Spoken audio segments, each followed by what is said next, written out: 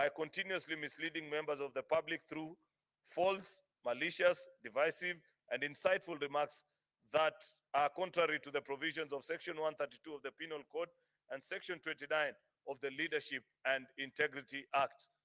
Charge 9, gross misconduct that is incompatible with the high calling and dignified status of the office of the Deputy President and a member of the Cabinet and the National Security Council. His Excellency, the Deputy President, has publicly attacked and undermined the work of the National Security, Intelligence Services, and its officers. Charge 10, gross misconduct by openly and publicly insubordinating the President, who is the head of state and government. And finally, charge 11, gross misconduct by persistently bullying state officers and public officers. Mr. Speaker, this is a very difficult exercise that the House of the Senate is being called to undertake. It's the first time in the history, actually, of this country that this is happening. Though under the old constitution, pre-2010, Mr. Speaker, such an elaborate process wasn't available. To the best of my recollection, I don't remember this kind of an exercise where the Senate is being invited to agree to charges initiated by the sister house and confirm them after listening to both parties that appeared before us in the National Assembly versus His Excellency Rigathi Gachagua the last 2 days. Mr. Speaker, I do this with a heavy heart because His Excellency, the Deputy President, is somebody that is well known to me. I consider him, Mr. Speaker, more than a colleague in the leadership of this country, more even than just a normal acquaintance in social circles. Majority Leader, you are called upon to give notice. Notice? Oh, okay. Apologies.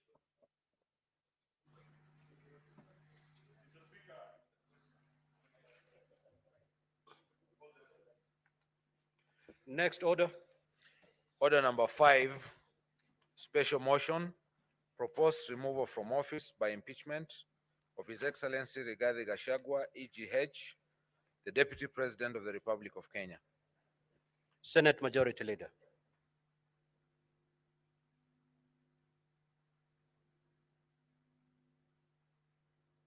Mic, please.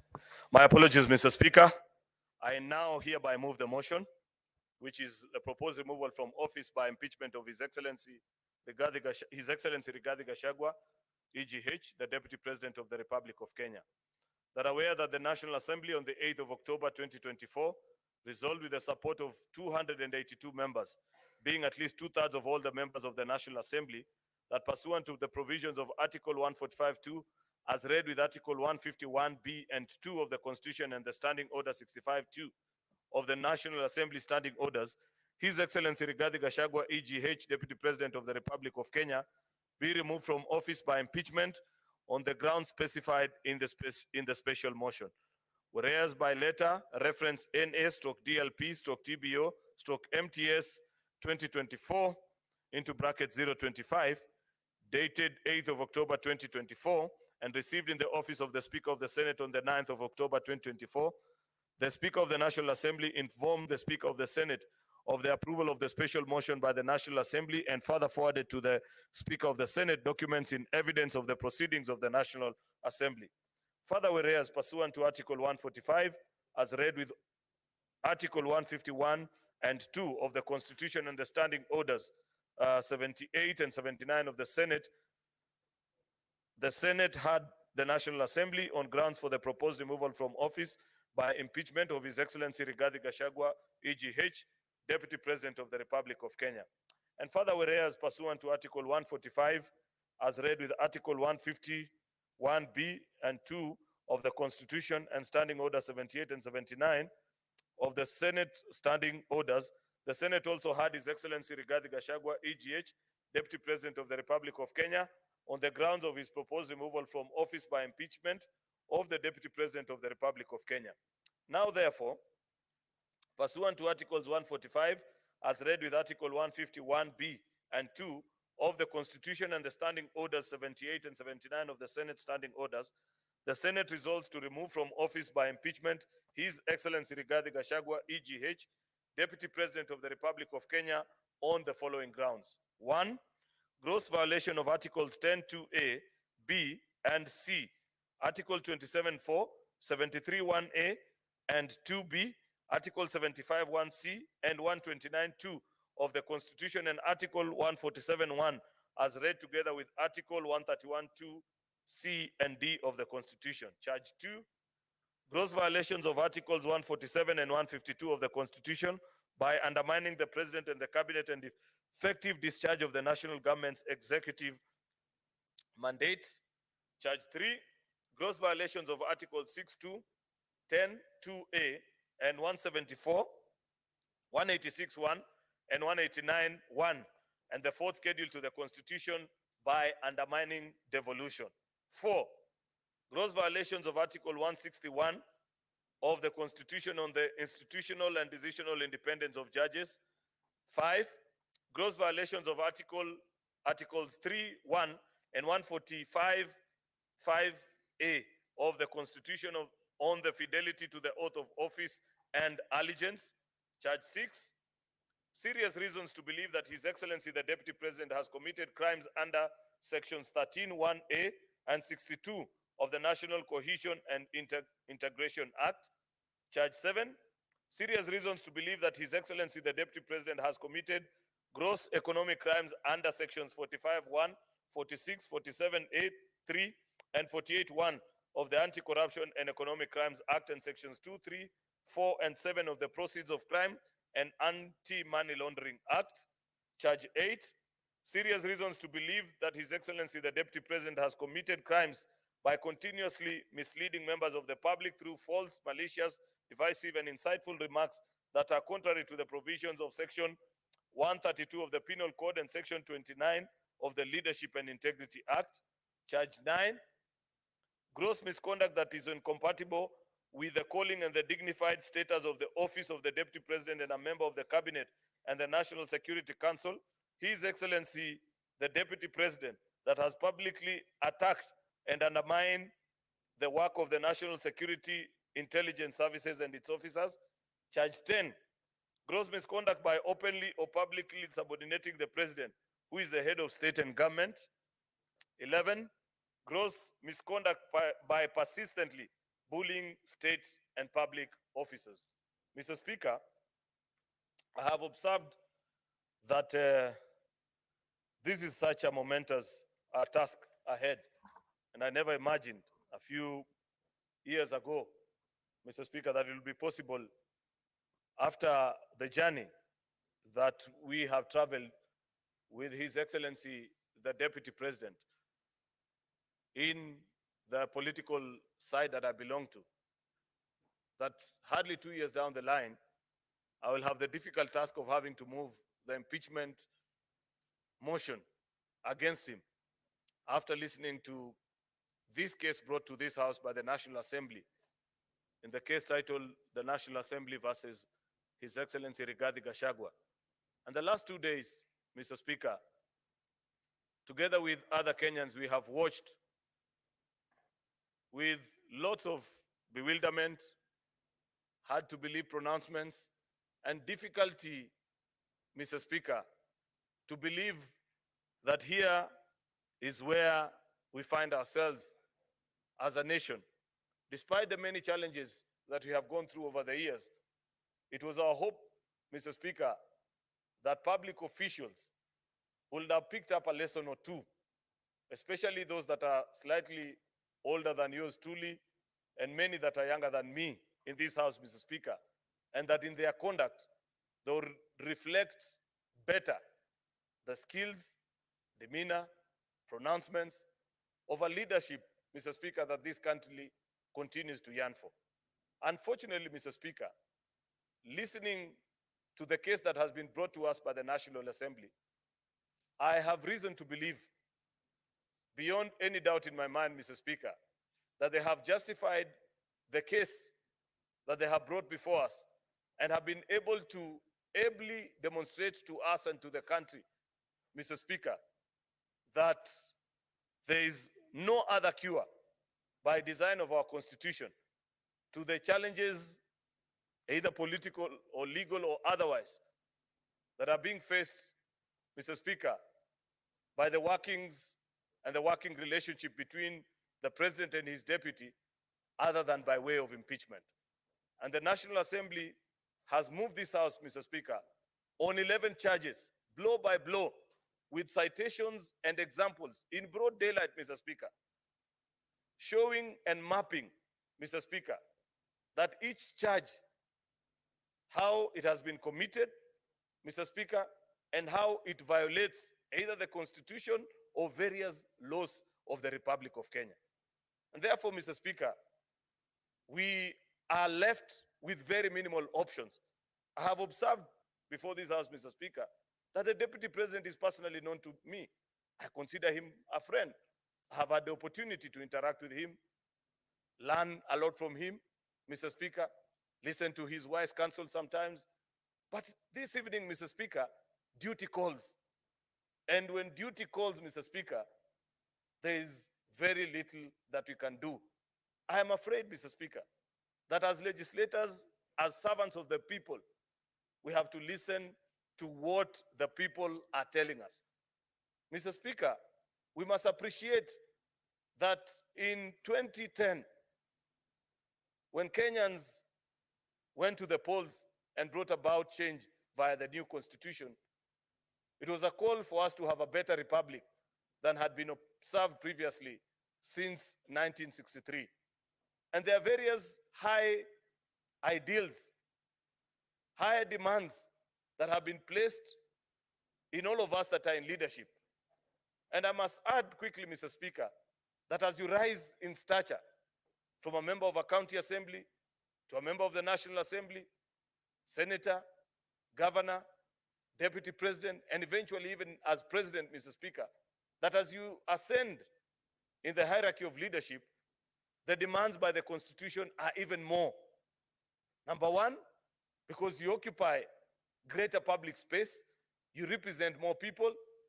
When you speak, Mr. Speaker, you say things that can affect either positively or otherwise the lives of millions of citizens.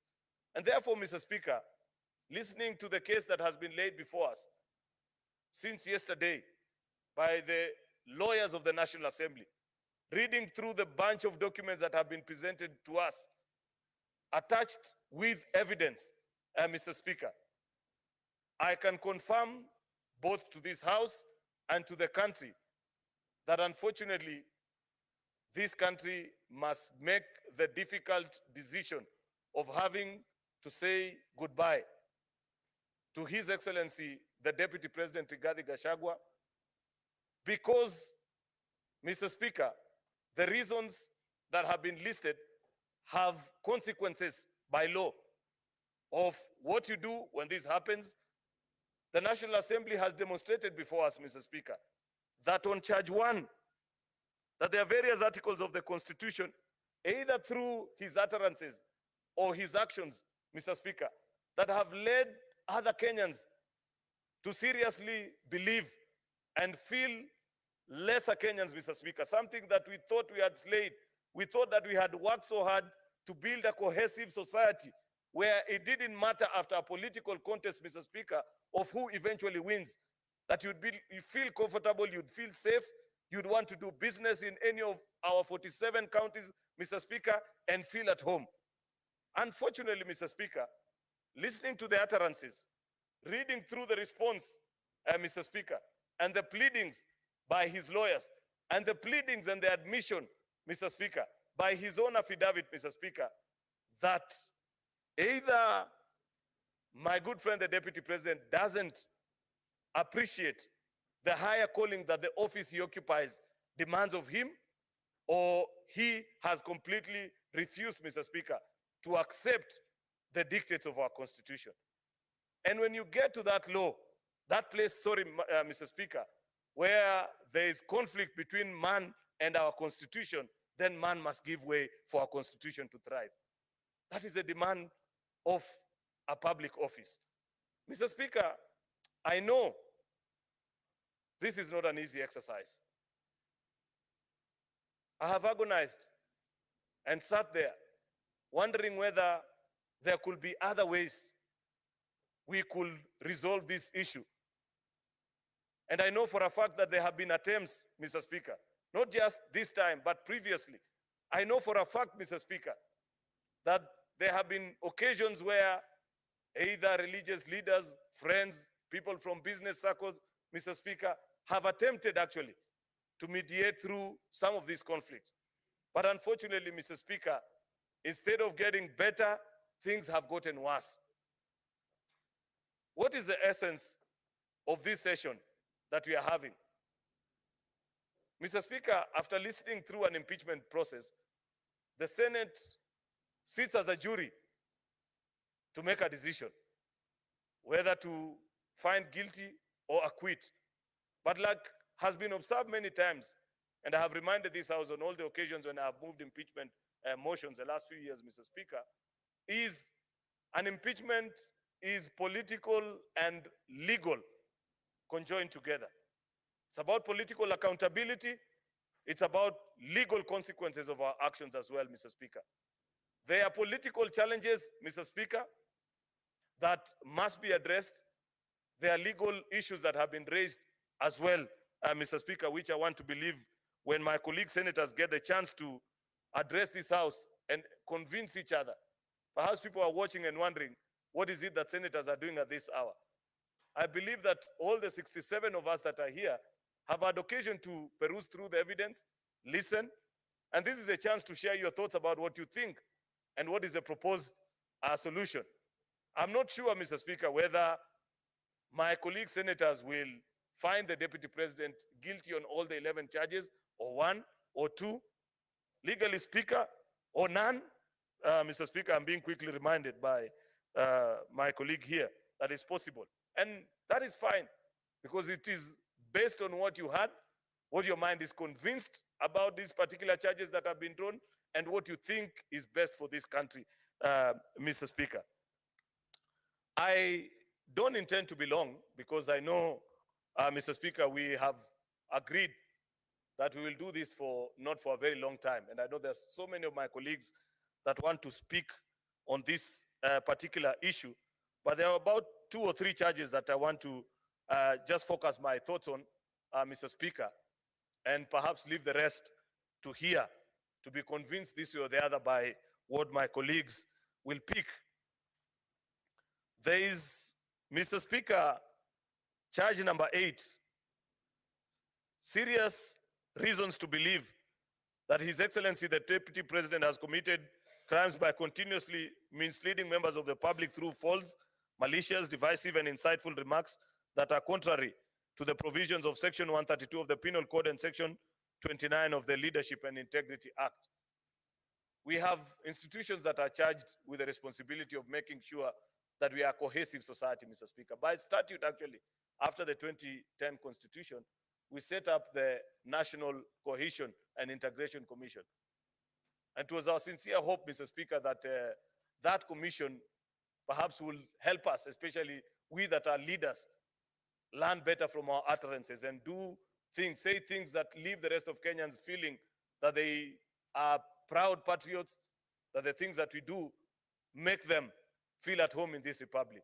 It's unfortunate, Mr. Speaker, that despite this commission, for example, being funded by taxpayers, I have not seen them live up to their expectation. And perhaps part of the challenges that will emerge even after this impeachment process, Mr. Speaker, is to audit how some of these institutions continue to draw from the exchequer, yet not live up to their mandate. In fact, Mr. Speaker, I saw them issue the other day, I think, a statement saying, oh, if you carry out this impeachment process, it will divide the country. I want to tell that Reverend Kobe, I think his name is chairman, you better resign. I have never seen a public officer that is as disgraced as that gentleman. Why do I say so, Mr. Speaker?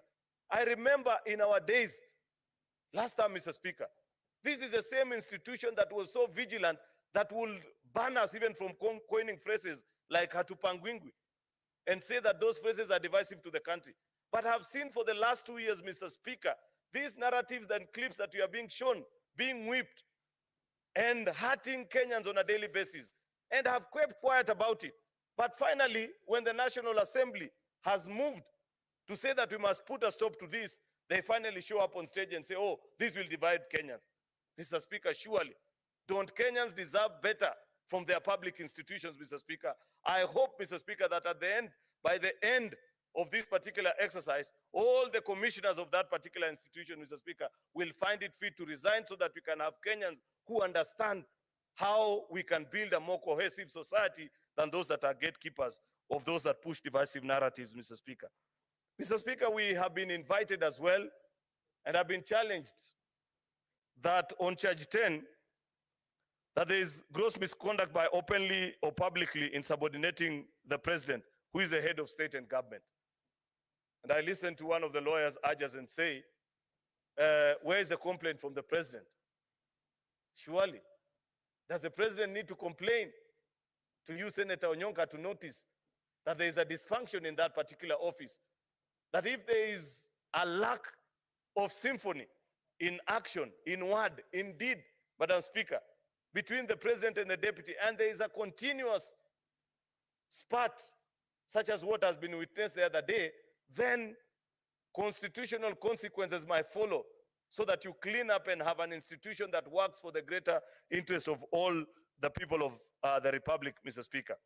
Finally, Mr. Speaker, I know not everybody agrees with those of us that hold the view that the Senate has been sufficiently convinced by these charges, either one of them, all of them, or none that I say. But what I find difficult, Mr. Speaker, is to accept the proposal by those that want to reduce this House and claim that Parliament is a gathering of just a few people.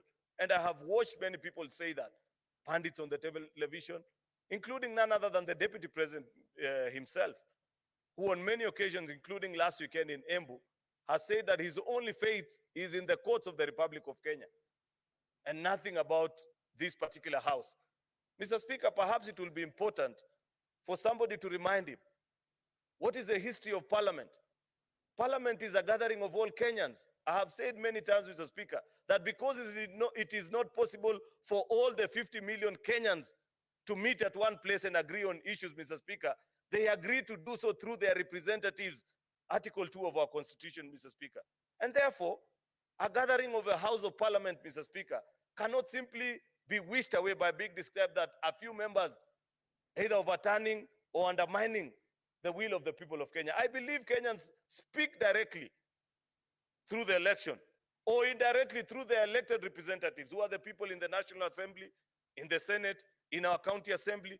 And therefore, Mr. Speaker, when institutions of accountability are dispensing their constitutional mandate, such as what we are doing today, Mr. Speaker, if you respect our constitution, then respect the outcome and the processes that have been initiated and concluded in houses of parliament, Mr. Speaker, just as you do with courts of law.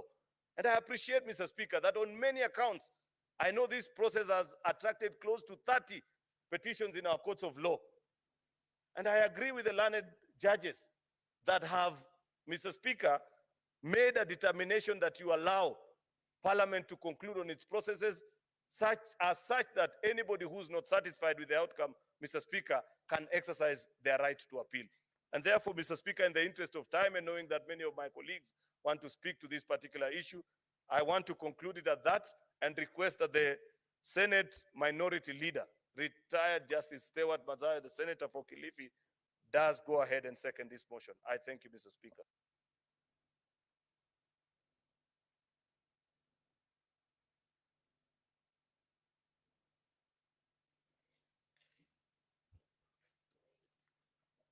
Asante Bwana Spika.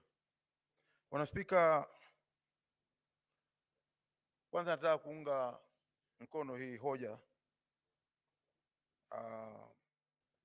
ambayo inahusikana na ile kesi ambayo iko hapa ya kuweza kumngatua kwenye mamlaka naibu wa rais. Bwana Spika, katika kanuni zetu za kudumu kipengele cha 145 kinasimulia ama kinaongea juu ya vile rais ama naibu wa rais anaweza kuondolewa katika mamlaka. Bwana Spika, kitu cha kwanza ni kwamba katika mashtaka haya yote yaliyoko mbele yetu, ukosefu wa nidhamu au heshima kwa Wakenya. Bwana Spika, ni jambo la kusikitisha kuona ya kwamba mtu kama naibu wa rais anaweza kusema Kenya ni kampuni na kwamba Kenya pia vile vile iko na zile wanaita nafikiri zabuni amani shares, na kwamba ikiwa wewe hukuweza kufanya kitendo kama hicho alichokuwa wakitaka wao cha kupiga kura, basi wewe utangojea sana ili uweze kupata maendeleo. Bwana Spika, tukiangalia zaidi tunaona ya kwamba mtu akiwa naibu wa rais yeye anakuwa kiungo muhimu sana cha kuweza kuunganisha taifa. Sasa wewe ukiwa kama naibu wa rais na umechaguliwa, kazi yako wewe, waliokupigia kura, ambao hawakukupigia kura, wewe maendeleo ni lazima yafike kwenye mashinani ya kote nchini, na wewe ni ndugu, ni baba, ni babu, ni mzee wa nchi hii. Kila mahali unapokwenda unatakana kuheshimika katika nchi yetu. Lakini jambo la kusikitisha ni kwamba, na sio mara moja, sio mara mbili, pengine ambapo pengine ulimi uliteleza, lakini ilikuwa ni kila siku mahali popote anapokwenda katika hii miaka miwili ambayo tumekuwa nayo katika uongozi wa Kenya Kwanza, yeye akiwa kama naibu wa rais amekuwa anahubiri. Hata amekwenda maeneo ya ndugu yangu, na mimi namjua huyu ni Mkenya kabisa, ndugu yangu Cherargei, akatamka tena maneno kama hayo mwisho, na sisi tunasema kwamba maneno ya kuweza kutenganisha Wakenya ama kuwapatia kwamba sisi tumepata, kwa hiyo kule wale wengine watabaki. Nchi ya Kenya ni nchi moja, kama kulipa ushuru, kila mtu analipa ushuru. Pia sisi kama watu tunaotoka pande za pwani, pande za Kisumu, pande za Western, pande za kila mahali katika Kenya, watu wote wanalipa ushuru. Kwa hiyo nafikiri kwa maoni yangu ni jambo la kusikitisha kuona ya kwamba naibu wa rais anaweza kutamka vile aliweza kutamka ya kwamba Kenya ni kampuni na lazima uwe na zabuni ya kutosha ili uweze kupata maendeleo. Bwana Spika, vile vile mimi nitaongea kwa upande ule ninaotoka wa Kilifi, mahali panaitwa Vipingo, mahali ambapo yeye ana hoteli ya familia. Manake hoteli ilikuwa ya ndugu yake, lakini hatimaye yeye akaweza kuichukua ile hoteli. Sitaenda kwa upande ule wa mwingine wa kwamba pengine ilikuwa ya nani, lakini ilikuwa ya hiyo familia. Kitu cha kusikitisha ni kimoja tu, katika maendeleo yale ambayo tunahitaji sana ndani ya Kilifi ni barabara,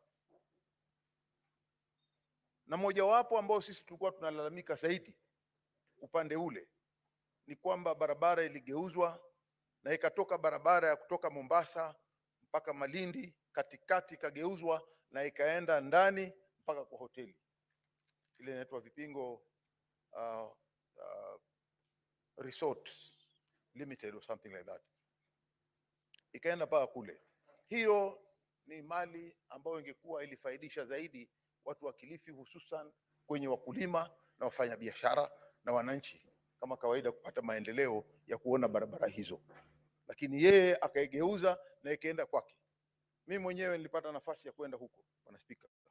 Bwana Spika, utaona kwamba barabara inahepa Mikanju, inahepa mpaka Miembe ikienda kwenye hiyo hoteli, ambapo sio jinsia ya vile barabara huwa zinatengenezwa. Bwana Spika, hapo tukaona kwamba ni kiukaji wa nidhamu. Bwana Spika, vile vile ningependa kusema kwamba si sote ni watu ambao tunaamini kwamba kunaye Mungu, na ukimkosea Mungu yeye mwenyewe huwa anajua kuna wakati fulani atakuja kukuadhibu. Bwana Spika, tumeona ya kwamba wale ambao walikuwa wamekosewa hivi sasa kuna malipo ambayo yanaendelea. Bwana Spika, tukiangalia haya malipo ni kwamba imetokea kwamba zile mali zote, watoto wote wale wa yule ndugu yake mkubwa aliyefariki, jambo la kusikitisha kuona ya kwamba mimi ama ndugu yangu yoyote hapa ndani ya Senate hatuombi, lakini ukifa kama mali yako haitakwenda kwa watoto wako, inaenda kwa ndugu yako na bibi yake na watoto wake. Tunaona hiyo pia ni ukosefu wa kuona nidhamu ndani ya familia, ambao wewe kama kiongozi wa familia unatakana uilinde na uitunze. Naona ya kwamba wameweza kupata maendeleo. Bwana Spika, ya mwisho ambao nataka kusema kwa hivi sasa ni kwamba wajane wanapolia Mwenyezi Mungu hujibu, na nafikiria wakati wa kujibu sasa umefika. Kwa hiyo asiweze kulaumu mtu yoyote. Hapa ndani ya hili bunge tumeangalia, hakuna kwa upendeleo upande huu ama upande huu. Tunasema ya kwamba haki itendeke. Mwisho nataka kusema ya kwamba pia kuna ile ya kwamba ikiwa tuko katika timu kama wewe katika cabinet, vile vile Bwana Spika, tunaona ya kwamba katika yeye akiwa kama mmojawapo wale watu ambao wanaketi katika kamati ile ya kuangalia katika nchi ya ujasusi, yale NIS, alitamka mambo ambayo yalikuwa hayafai ya kuweza kulaumu kiongozi wa ujasusi, ambapo haikuwa na maana yoyote. Kama kulikuwa kuna nia ya kusema kitendo kama hicho, angekuwa alimuita kamishna yule wa polisi IG, njoo hapa, na akamuita yule mkuu wa ujasusi, njoo hapa, na akaketisha pamoja. Je, wewe mkuu wa ujasusi uliweza kupeleka ripoti yako kwa mkuu wa polisi, ama akaulizwa yule akajibu akasema amepata ama hakupata? Lakini kwenda kwa mkutano wa hadhara na kuanza kusema mtu fulani hafanyi kazi ndani ya ofisi yake, hilo lilikuwa ni kosa kubwa sana, na ambalo huwezi kuficha siri ya yale yanayotendeka katika ujasusi, katika ile kazi zao za ujasusi. Bwana Spika, kwa vile mimi ninaona njia ambayo ameelekea na kazi zake hakuweza kuelekea kisawasawa, na mimi kwa maoni yangu, na najua ndio maoni ya wengi, imeonelea kwamba hapa sababu hizi ambazo zililetwa ya kwamba aliweza kukosea utendakazi wake, aondolewe katika mamlaka. Naunga hoja hii. Asante Bwana Spika.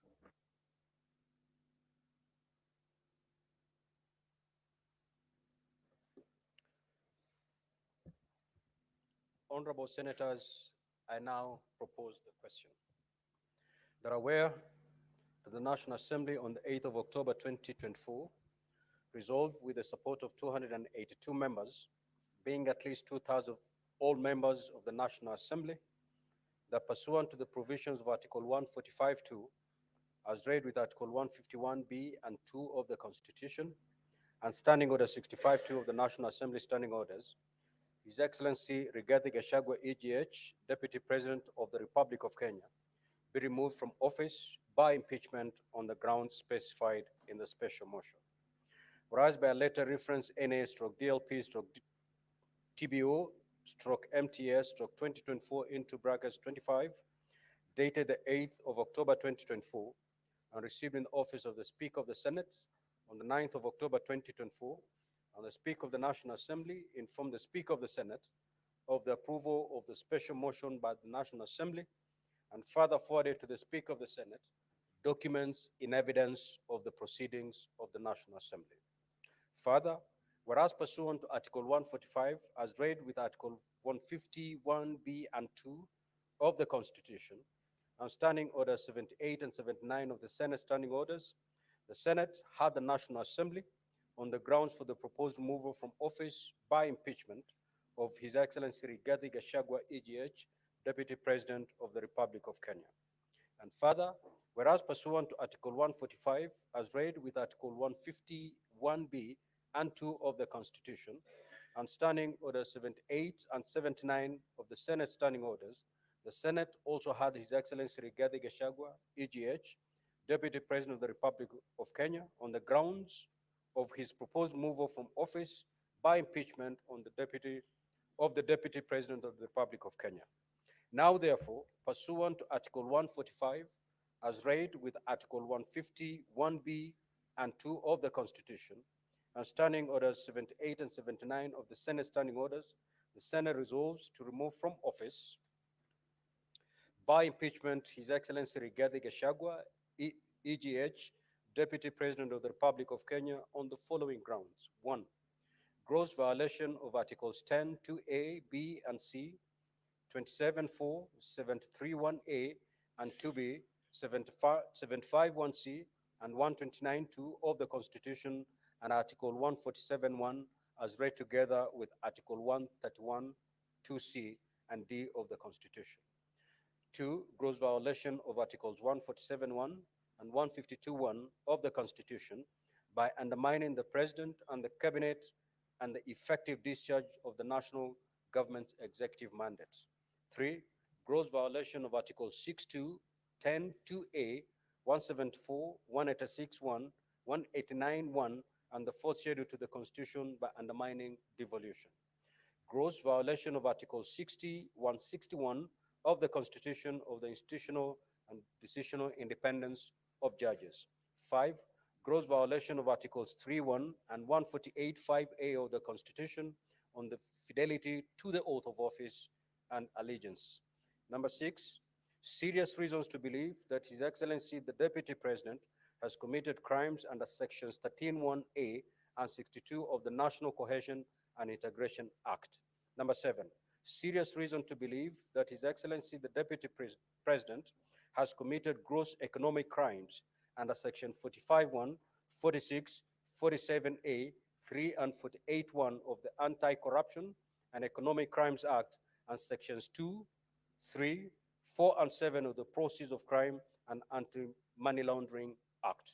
Number 8, serious reason to believe that His Excellency the Deputy President has committed crimes by continuously misleading members of the public through false, malicious, divisive, and insightful remarks that are contrary to the provisions of Section 132 of the Penal Code and Section 29 of the Leadership and Integrity Act.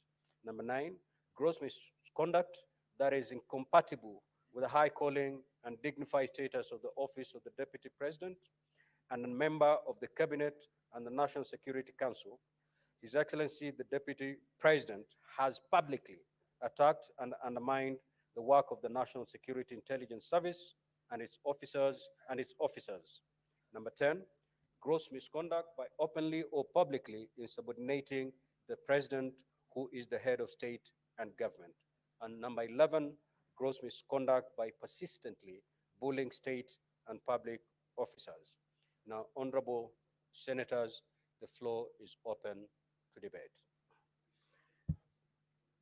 The Honorable Senator Fernande, Senator Samson Cheranke. As we have already agreed, you have a maximum of 5 minutes. You need not take the maximum 5 minutes. Thank you, Mr. Speaker. I want to say from the onset, this is very momentous. This is the true test of Constitution 2010, because in history we are used to impeaching governors, not the Deputy President, Mr. Speaker, sir. On this process that has ongoing, Mr. Speaker, although as I begin, I want to wish my brother and friend Rigathi Gachagua a quick recovery after that unfortunate incident. Mr. Speaker, the process largely has gone on well until the adherence of Article 50, Mr. Speaker, where we have not succeeded in giving fair hearing to the to Deputy President, Mr. Speaker. The reading of Article 145, and I want to bring to the attention, 4, does not specify the timeline on which the deputy president removal can be listened. It is only by the special committee that it provides for 10 days. So, Mr. Speaker, that was very unfortunate, Mr. Speaker, in the principle that justice should not only be done, but to be seen to be done, Mr. Speaker. Many Kenyans are asking questions, Mr. Speaker, what really happened? Number three, Mr. Speaker, in observation, we didn't even allow state officers, a full-time governor, Mr. Speaker, to participate. This matter was decided in Constitutional Petition 204 of 2019, where state officers were barred by Justice Eric Ogola, Mr. Speaker. When you look at the issues, Mr. Speaker, because of limitation of time, on various grounds, like, for example, on the grounds for renovation of the office of the Deputy President, the funds were appropriated by the National Assembly. Yet the same National Assembly is accusing the Deputy President, who is not even an accountant. The accountant is different person, Mr. Speaker. Or even on the KEMSA issue, on the bully, in the grounds that they have been set, Mr. Speaker, they are saying that the Deputy President bullied KEMSA, Mr. Speaker, but there is no proof that that tender was awarded to the specified companies that were provided, Mr. Speaker. On even the aspect of devolution, the chairperson of Intergovernmental IBEC is the Deputy President of the Republic of Kenya, Mr. Speaker.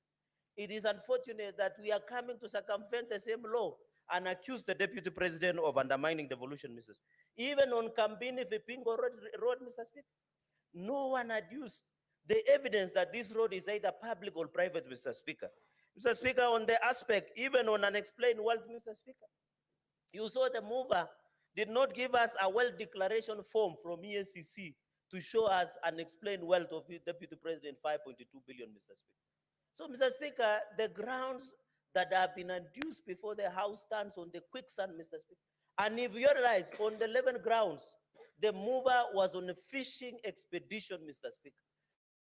And therefore, I don't know, because they say, Mr. Speaker, even when you read, I know impeachment proceedings either political, because it is impeachable, because they are neither high crimes, criminal, but based on the test of probabilities, Mr. Speaker. Mr. Speaker, and therefore, even when you look at many other aspects, Mr. Speaker, I want to challenge members, even as we go and vote, Mr. Speaker. If you see, as Francis Mboga, the play that was written in 1976, Mr. Speaker, they say, Mr. Speaker, if the madness of the nation disturbs a solitary mind, Mr. Speaker, it is not enough to say that man is mad, Mr. Speaker. Where we are at crossroads as a country, Mr. Speaker, whatever the outcome today, this country must move on, Mr. Speaker. We must proceed, Mr. Speaker. I know after today, the decision that we'll make today is not about the Deputy President. It's about the justice to Deputy President, justice to the people of Kenya, justice to each and every Kenyan who voted for the Deputy President, Mr. Speaker. And I want to finish by reading the book of Zechariah, chapter 8, verse 16, Mr. Speaker. I am preaching today, Mr. Speaker. And may it get to the souls, Mr. Speaker. Amen. Zechariah, Mr. Speaker, 8, verse 16. And even Glenn Washington, Mr. Speaker, and Morgan Heritage in Reggae, they say a man is not guilty until it is accused of being. Mr. Speaker, in Zechariah 8, verse 16, these are things that you are to do. Speak truth to each other and render true and sound judgment in courts. Senate, my colleagues, by the time you cast your vote, think about it. It is not about Rigathi. It is not about anybody else. It's about the Republic of Kenya, our children, our nation, Mr. Speaker. I finish by saying,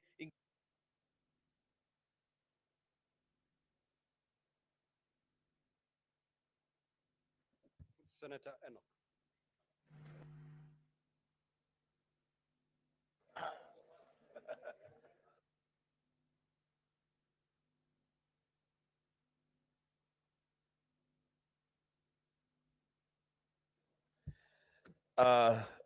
Thank you, Mr. Speaker.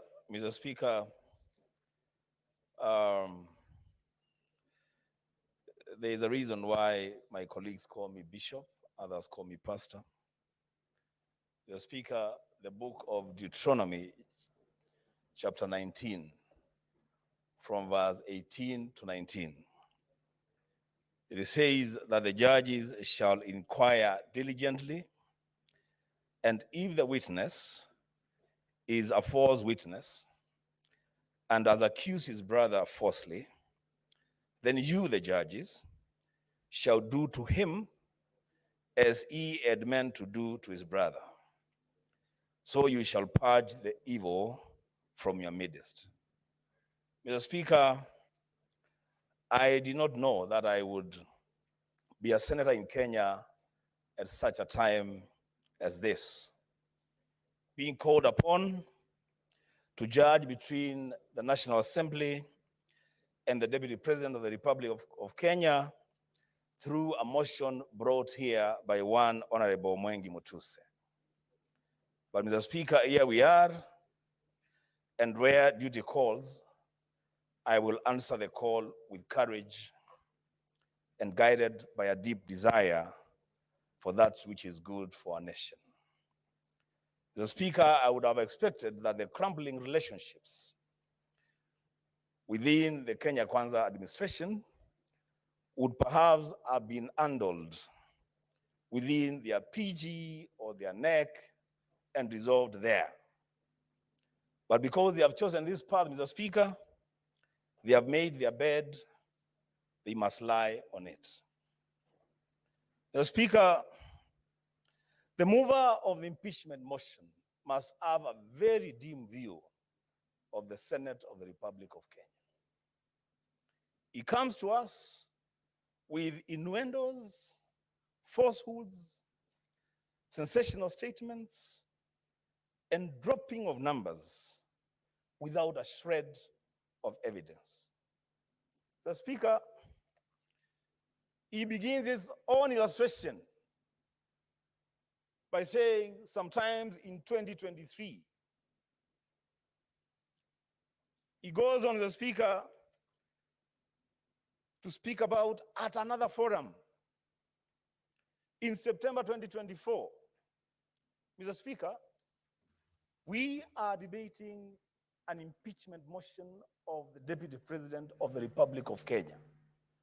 The least that these judges would have expected, the least that this country would have expected, is due diligence on the mover of the motion.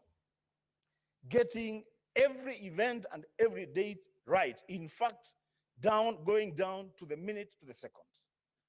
This is a serious issue, Mr. Speaker. But Mr. Speaker, because of time, I will say two things. One, let it be known to this House and to this country that those of us who subscribe to the ideals of the Azimio One Kenya Alliance are totally and grossly opposed to the idea of a government of shareholding. We don't subscribe to that idea. We believe in an all-inclusive government where every person and every region have their space in this country. But Mr. Speaker, when that matter was presented to us as an accusation, as a ground for impeachment of the Deputy President, during cross-examination and going through the evidence table before the Senate, it is clear to this House, it is clear to this country that the idea of a government of shareholders is a foundational policy of the Kenya Kwanza administration. The signature for that policy is appended by none other than the party leader of that coalition, the President of the Republic of Kenya, the Speaker of the National Assembly, the Chief Cabinet Secretary, and Mr. Speaker, I would dare say, don't drag the Speaker of the Senate to this because he's not part of this. Mr. Speaker, you cannot punish the Deputy President, the principal assistant to the President, for undertaking the role of being the assistant to the President. He is just expounding on a policy that his boss assigned and made public. The Speaker, oh my goodness. The Speaker, lastly, if you allow me,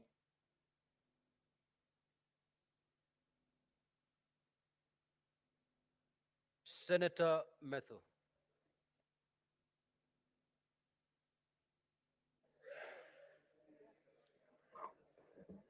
Thank you very much, Honorable Speaker. From the onset, allow me to say that I rise to oppose the motion of the removal by way of impeachment of the Deputy President of the Republic of Kenya.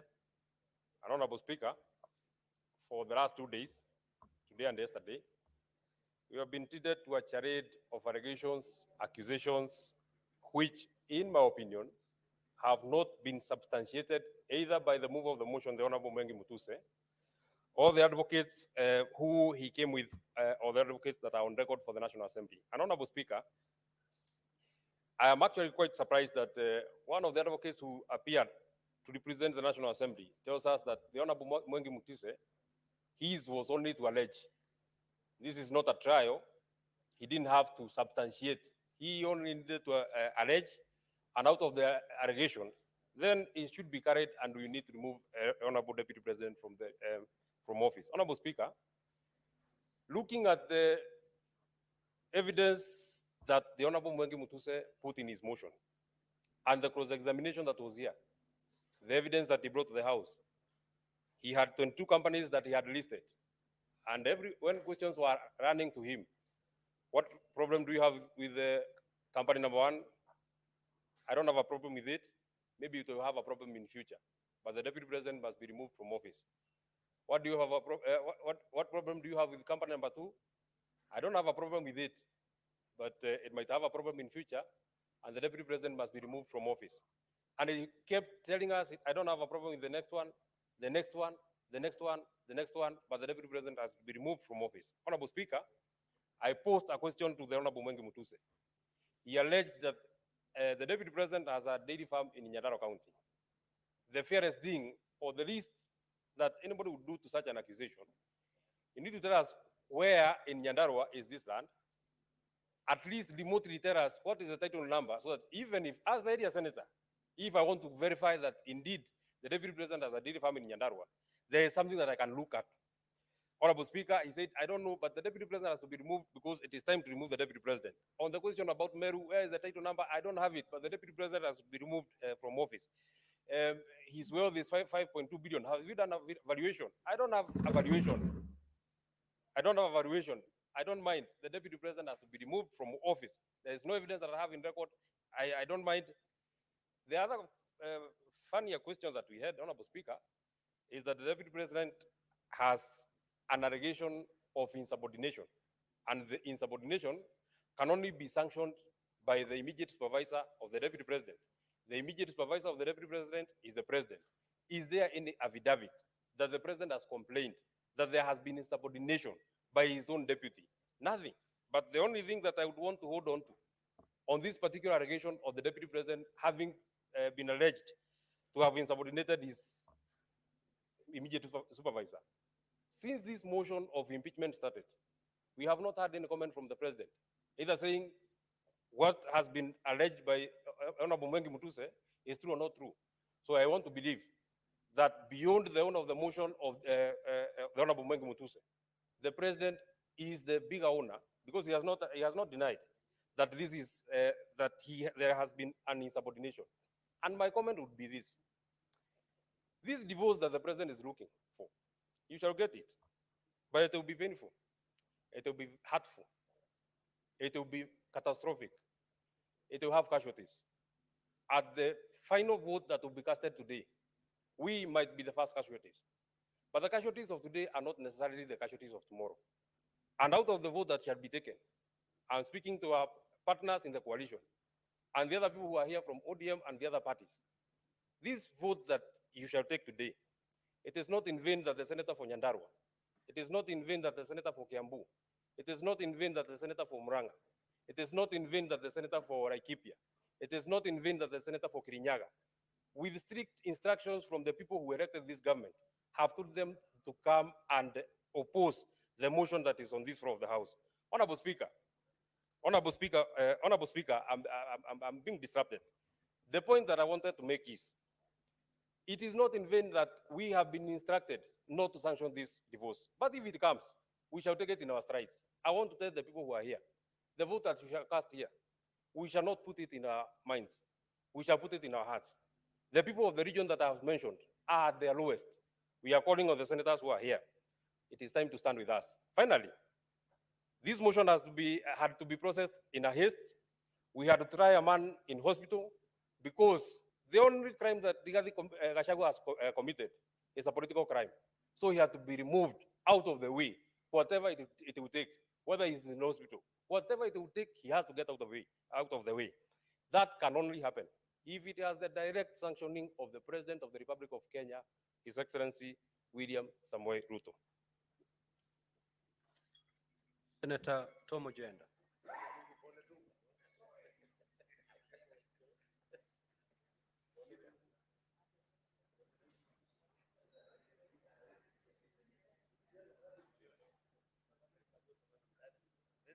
Honorable Speaker, it is with a heavy heart that I stand in Senate today to comment on the motion and the 11 charges that have been preferred against the Deputy President, His Excellency Rigathi Gachagua.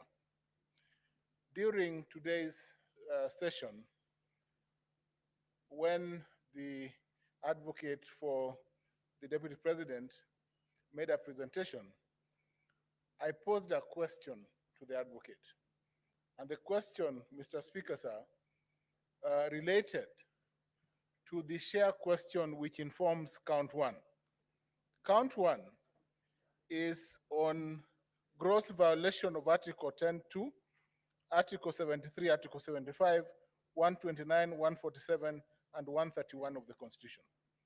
Mr. Speaker, sir, it is inconceivable that certain regions of this country, in view of the Deputy President, cannot and do not form part of the so-called, Mr. Speaker, sir, the shareholders in this country. To me, Mr. Speaker, sir, the shareholding question and paradigm that the Deputy President has so eloquently, for the longest time possible, stuck to since the election, is the lowest, Mr. Speaker, sir, that he has gone. It is the lowest, Mr. Speaker, sir, because this morning, the advocate was unable to respond to the shareholding percentage for Kisumu County, Siaya County, Migori and Homa Bay counties, Mombasa County, and many other counties, including West Pokot, Trans Nzoia, Mandera, Marsabit, and Vihiga counties. Mr. Speaker, sir, the shareholding question violates expressly Article 10.2b of the Constitution. Senator Tabitha Karanja.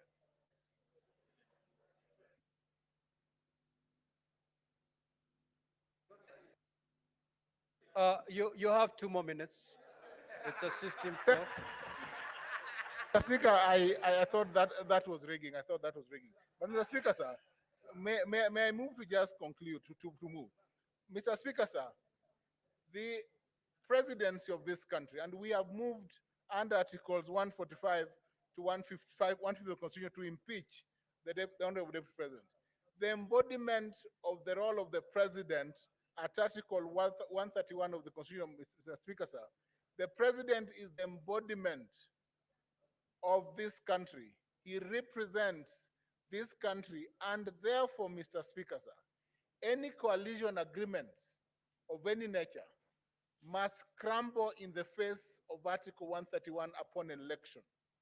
The President and his deputy, who is his assistant, must, Mr. Speaker, sir, embrace the principles of inclusivity and Article 10 and be the face and represent all the people of this country.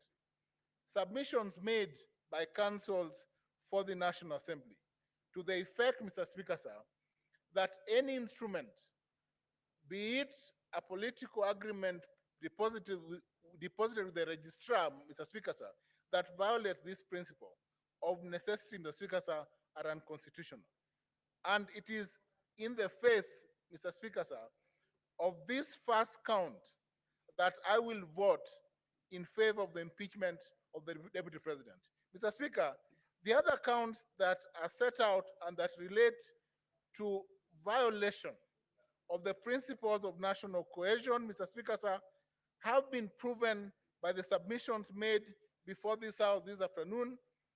Violation of Article 147 and 152 of the Constitution have been proved as set out in the charges framed by the National Assembly. Mr. Speaker, for the first time, let me say this, that this country must pull together in one direction. And that direction, if the president, Mr. Speaker, sir, and the deputy cannot work together, then the interests of this nation cannot be safeguarded by allowing the deputy president to continue being in office if his ideals are clearly in contravention or oppose the ideals that are held by the president of this country. We must support His Excellency President Ruto to run this country in a coordinated manner that Mr. Speaker, sir, brings together all the citizens of this country in a manner that coalesces all the 45. Senator Tabitha Karanja.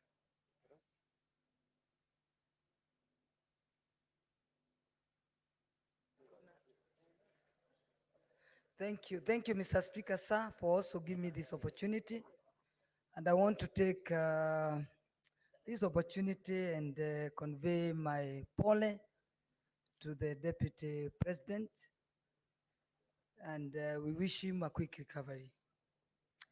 The impeachment process is always very tedious and very tiring. Going through what His Excellency, the Deputy President, has gone through is not anything that you'd wish your relative or yourself to go through. So we tell him pole, and we wish him a quick recovery. Would have wished if he was here, at least when the senators are talking, he can represent himself. But unfortunately, the procedure must go on because we are time bound. This leadership, we must make decisions for the people of Kenya.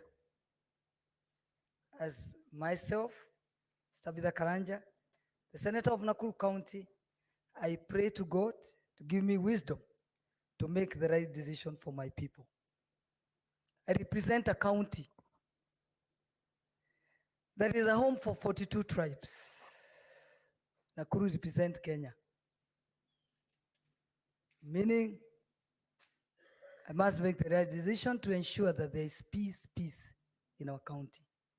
But I want my Nakuru people to trust me, Nakuru people, the people I represent, that I will make the right decision for them. When you look at the economic front, we all know the people who lead the economy of this country. Let's say the manufacturing, the hotels, insurances, the finance institutions. Unfortunately, I also come from that world. I came from the business world. The people driving this economy, all what they want is to ensure that there's stability in this country. So that there's stability that can guarantee conducive environment for them to do business.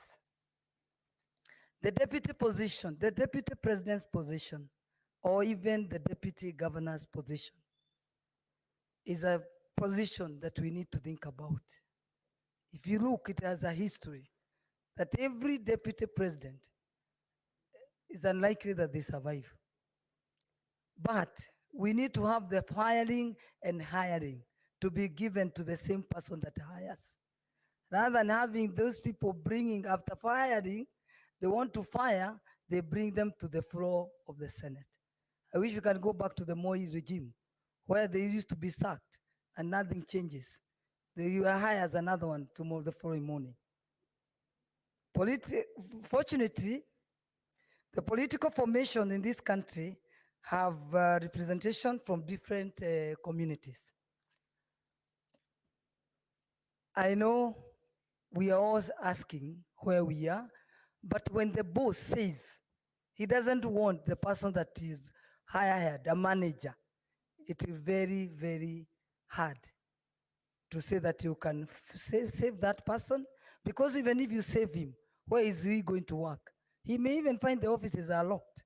So I think he make the right decision to ensure that this country moves, because all what we are looking for is stability of this country. And I know when I'm in this floor, if we're unlikely that we don't save the deputy president of the Republic of Kenya, the one we have, that deputy president came from one community. I just pray that that position will be returned to the same community. Thank you, Mr. Speaker, sir. Asante. Senator Okoit Omtata.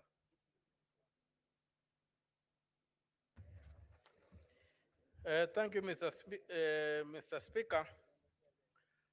I stand here not to defend a good man.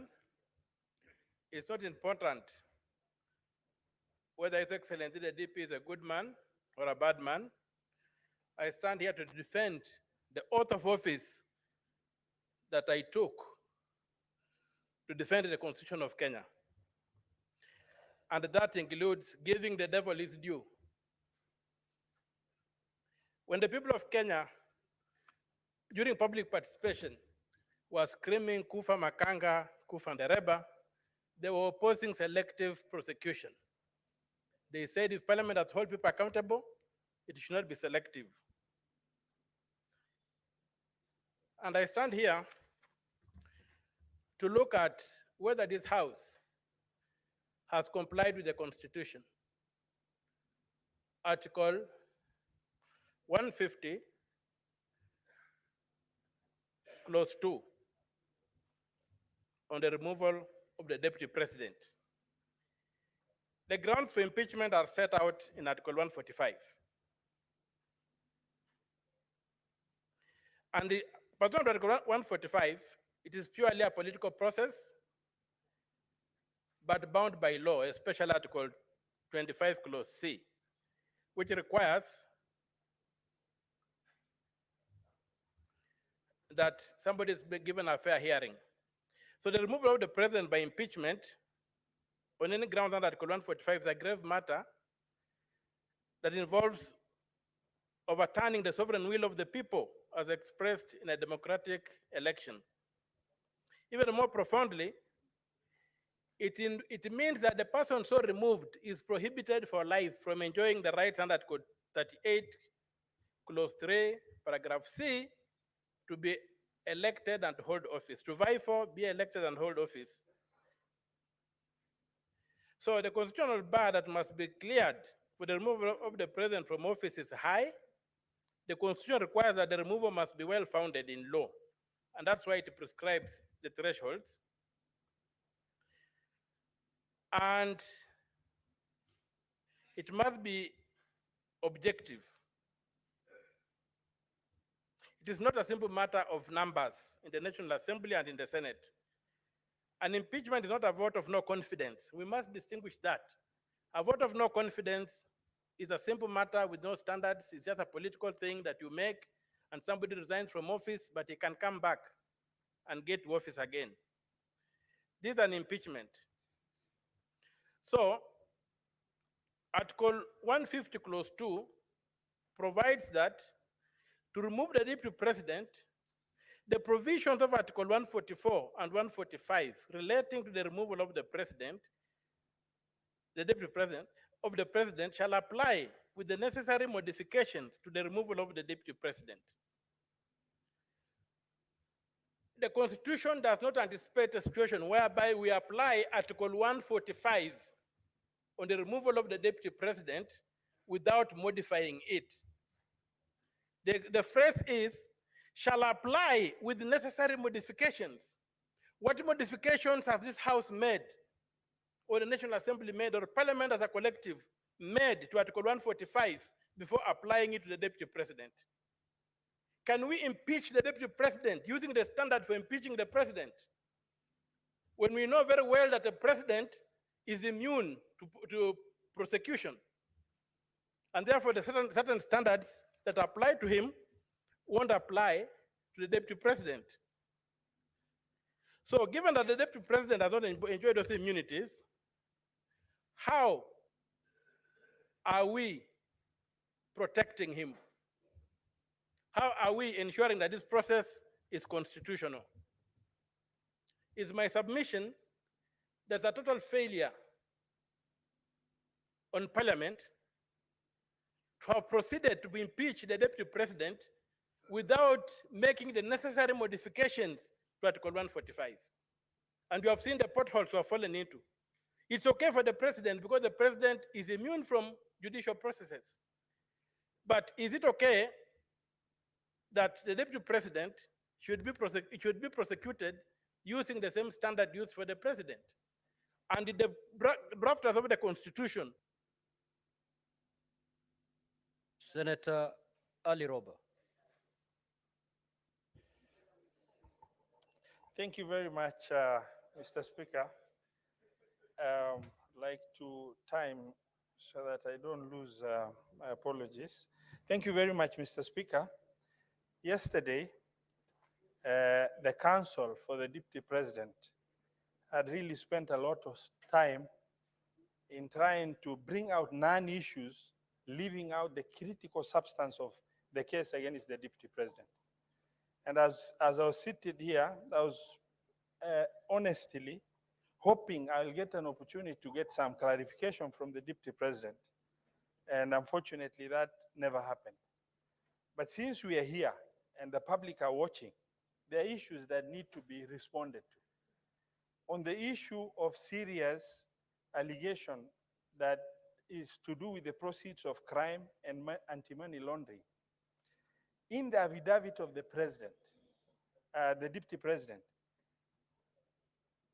President himself acknowledged that Christo Company belongs to him. And he also further acknowledged that he has transferred Christo Company to his sons. And he went further to acknowledge in his own sworn affidavit that he has borrowed 600 million shilling in order to purchase Outspan Hotel from Abadeas. But in the evidence that is filed, that is before us, he only provided a letter of offer from a bank and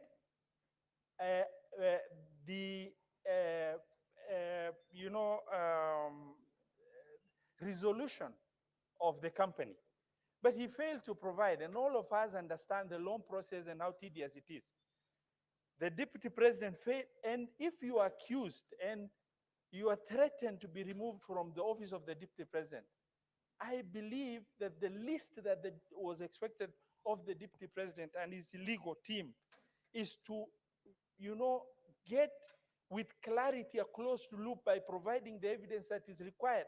For example, there is no provision in that in the evidence and that is filed before us of what happened after an offer was made. Normally it is followed by an agreement, a loan agreement. That evidence of loan agreement has not been filed. It is followed by a collateral document that was used. And, the need to get the collateral document through the legal perfection in terms of valuation report of that asset itself. He has not provided the charge document that indicates that that loan has been charged. In the evidence that is filed, he has not provided evidence of the fact that there is money credited to Christo account. And he has not further provided evidence of money leaving Christo account to go to Abadeas for acquisition of Outspan. And the legal counsel expects, by concentrating on non-issues with the petitioner, that these issues will be swept under the carpet. The other issue that I need to bring out, yesterday we were shown videos. The videos indicated utterances of the president in Muranga, where the president made a statement in trying to validate the statement of shareholding and the country being a company. They showed the president making a statement of nyinyi mumepata share yenu. But that was a statement of inclusivity in context, as opposed to the deputy president's statement everywhere he has gone, that is, assertive utterance of exclusivity within the population in this republic. Mr. Speaker, sir, Article 145 of the Constitution and 146 2A indicates that should the unforeseen eventuality happen, where the president ceases to be, God forbid, the deputy president takes over to finish the term of that presidency. The question I kept on asking myself, can this deputy president, can I really call this deputy president my president in the context of this division that has been ongoing? Mr. Speaker, sir, when you are the second in command in the country and you sit,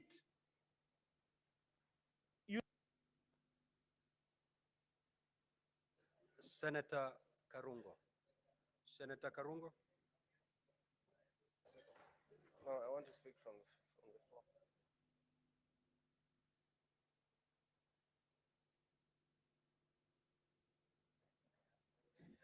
Thank you very much, Mr. Speaker, for the opportunity to oppose this motion. I stand to oppose, and I'll start from where I left by saying that children deserve the most honest and thoughtful answers. And allow me, when I give my point, to talk to my children and the children of patriots of this country, Mr. Speaker. Mr. Speaker, cutting off the neck does not cure headache, Mr. Speaker. Mr. Speaker, it is one thing to condemn a healthy person and another to condemn someone who is sick or bedridden. Today, we are told the Deputy President fell ill and he requested for time for us to give him an opportunity so that we can hear him. But that opportunity was not granted because we're in a hurry, and yes, I think we are. I don't know to where. Mr. Speaker, this is an impeachment in absentia. And I believe, Mr. Speaker, without contradiction, that probably it is a flawed process, Mr. Speaker. And for some reason or at some point, I was not able even to know who we are impeaching. Is it the Deputy President or the Governor of Siaya, Mr. Speaker? Why am I saying that? Because our starting orders, starting order 81 and starting order 80, says when a governor should appear before us. And we saw a governor standing there, Mr. Speaker. So sometimes I was asking myself, maybe the governor impeached himself by just appearing to us, Mr. Speaker. And I want to tell you, Mr. Speaker, when you listen to Mr. Mutuse, the main witness, when we ask him questions, he was saying this is just a prima facie, prima facie, prima facie. I'm not a lawyer. I Googled, and it says, prima facie says on first sight. So we are impeaching the Deputy President on allegation of at first sight. Mr. Speaker, we don't even love at first sight nowadays. But we have made the process of impeaching a Deputy President so easy than kicking out a nagging boyfriend or a nagging girlfriend. So I stand here from Kiambu saying that, Mr. Speaker, I'm not going to impeach the Deputy President because listening to the accusation here, they are not enough. They do not meet the threshold of removing somebody from the office. You ask Mutuse here, you had it. Mr. Mutuse, tell us. He says, I was not in an investigation journey. Mr. Mutuse, I just imagined. Mr. Mutuse, I don't know. Mr. Mutuse, I believe. Mr. Mutuse, Senate, believe me. Even if you don't believe me in one occasion or in one ground, just take one, the one that you love, Mr. Speaker. Mr. Speaker, it's sad that my brother, a person from my area or my region, the Deputy President of this country is being impeached. And I want to talk to the majority leader, person I really respect, and also the senator for Bomet, Mr. Sigay. When we hope to save a brother, remember us when we ask you to save our brother, Mr. Speaker. Mr. Speaker, as I conclude on this issue, Mr. Speaker, he who assesses the integrity of others must exemplify an even higher standard of integrity on himself. I want to ask you members, Please, as I go down to write your names or the sins on the ground, and I'm not calling myself Jesus, ask yourself, would you be the first one to throw the stone on the deputy president? And Mr. Speaker, I am going to leave this by saying I'm going to vote on all 11 counts. No, no, no, no, no. I'm going to vote no.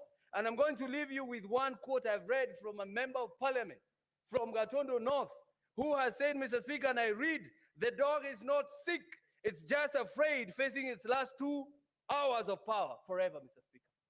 Those are the MPs who kicked out the deputy president. They are now calling him a dog. Maybe even this motion, Mr. Speaker, was brought by some people who are suffering from mental issues, Mr. Speaker. I'm going to say that because how do you call a deputy president is a dog and he's not sick and he's only waiting to get out of power for 2 hours? I ask you, brothers, please do not play along the galleries. Respect the deputy president, respect the people of Murima, and I leave you with Exodus 19, verse 12, Mr. Speaker. We were told if you touch a widow, you die. It says if you touch the mountain, you die. I vote no. Senator Sifuna. Senator Edwin Sifuna. Honorable Speaker, let me join you and the others who have sent their sympathies to His Excellency Rigathi Gachagua. We wish him a quick recovery so that he can come back. Honorable Speaker, I think it is a very unfair accusation that we are impeaching somebody whilst in hospital. It has been said here, Honorable Speaker, that nobody can predict when you can be taken ill. It can happen to any one of us. And therefore, we did not plan that the Deputy President would not be here to also be able to present his case. And as Senator Roba has said, many people were in fact waiting to also get some clarifications from some of the pronouncements that have come from the Deputy President. Honorable Speaker, I want to also thank the parties that have taken time to appear before us, the case by the National Assembly, and of course, the very able representation of the Deputy President. Honorable Speaker, it is clear that the case by the National Assembly is not perfect.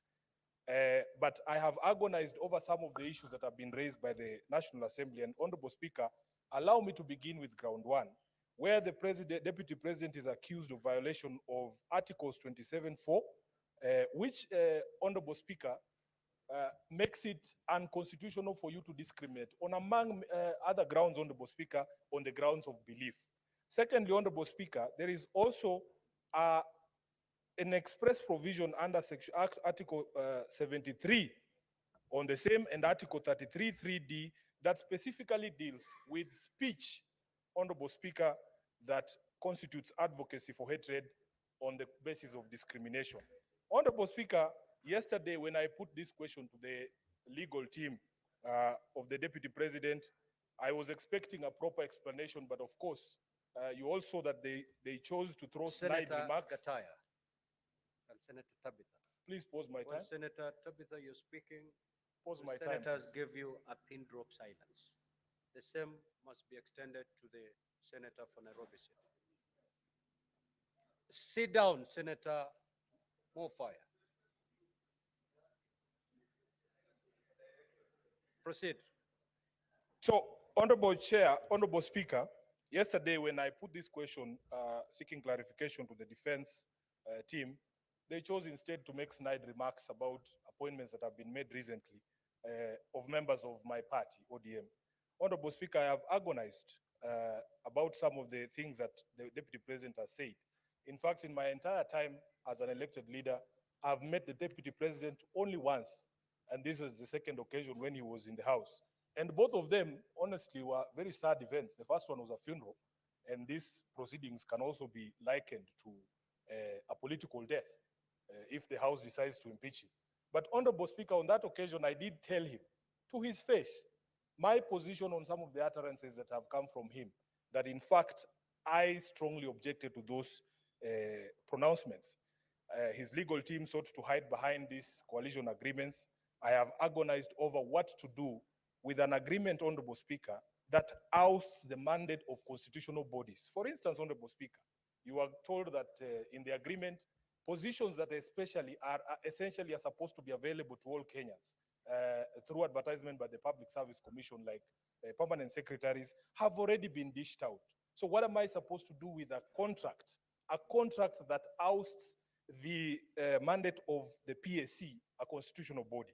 What am I supposed to do with a contract that ousts the mandate of this House, Honorable Speaker? For instance, to vote for the person who sits in the chair that you sit in. And if memory serves me right, Honorable Speaker, members who are not signatories to the coalition agreement of Kenya Kwanza, in fact, participated in voting for you to become the speaker. And many of them were members of my political party, ODM, although, of course, I was not one of them. Honorable Speaker, there is a position in law about what to do with illegal and unconscionable contracts. I feel that the Deputy President wasted an opportunity to give clarification on his pronouncements that, Honorable Speaker, he chooses to hide behind a contract that I consider unconstitutional is something that I have agonized over. Honorable Speaker, one of the questions that was posed to him is what, I remember a discussion about which is what are the strongholds of ANC and Ford Kenya. And somebody said that it is Western Kenya. Honorable Speaker, as SG of ODM, I know for a fact that Busia County is an ODM county. In fact, if you look at the statistics at the Register of Political Parties, the county with the highest membership in ODM is not Homa Bay or Siaya. It is actually Busia County. So the question I'm being asked by my members from Busia is, Honorable Speaker, if a member of ODM who resides in Busia wanted to be a permanent secretary, does he take his application to the local Ford Kenya office so that he can access the 30% for Western Kenya?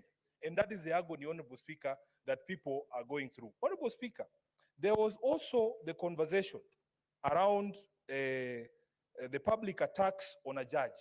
As a lawyer, as an advocate of the High Court, sworn to defend the Constitution, I agonize over what I'm supposed to do with public attacks on judicial officers, Honorable Speaker, people that I appear before seeking justice for my clients. Honorable Speaker, we have a discussion around also attacks on intelligence institutions in our country and the Director General of the Intelligence.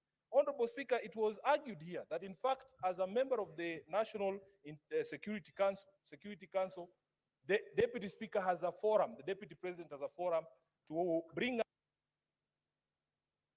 Senator Karen Nyamu.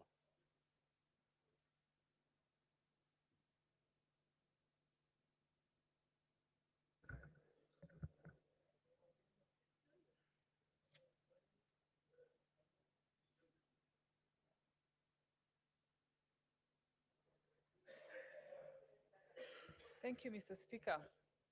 I can assure you, Mr. Speaker, none of us is enjoying these proceedings of an impeachment motion against the Deputy President, and particularly those of us from the government side, the Kenya Kwanza coalition. And for obvious reasons, Mr. Speaker, because he has been our leader, we have been in the trenches with him, fighting for this government. And so it has come to this, and I can assure you we are not particularly very excited about it. I personally have interacted with him on numerous occasions. If you look in the internet, Mr. Speaker, you will see photos of me dancing with the Deputy President, Mr. Speaker. I have followed these proceedings very keenly. All the 11 counts, one that the gross violations of the Constitution, Article 10(2), the one that talks about the conduct of public officials, including the Deputy President, the one that talks about him being a principal assistant of the President and an extension of the presidency, Article 147, that talks about his insubordination, and one that Sifuna has talked about, Article 160, that deals with undermining public institutions, and particularly the judges, Mr. Speaker. I have been born and grown up in Nairobi County, in Eastlands particularly. And where I come from, when we grow up, we are not even aware of each other's tribe. Our neighbor could be from any other tribe. And so when I hear the deputy president talking and allocating shares to citizens, I am aware that he's excluding more than half the population of Nairobians from service delivery, the same people that me and Sifuna are always here fighting for every day for allocations and for services, Mr. Speaker. And as if that was not enough, he was in the CBD the other day addressing Nairobians in the Kikuyu language, assuming that all Marikiti traders are Kikuyus. Mr. Speaker, nothing can be further from the truth. And sowing seeds of tribalism in Nairobi is very, very dangerous. If you have seen the slum setup, where people live together, all tribes together, I do not want to imagine if you sensitize these people and make them aware of their tribes and their lack of shares in their own country, Mr. Speaker. And finally, in future, I want to call upon presidential candidates to make it a very critical attribute of their running mates to have political maturity and to have a national outlook, Mr. Speaker. Because to some extent, we want to put some blame on the president, because we are wondering what he looked at when he picked his running mates. Thank you, Mr. Speaker. Senator Kajuang.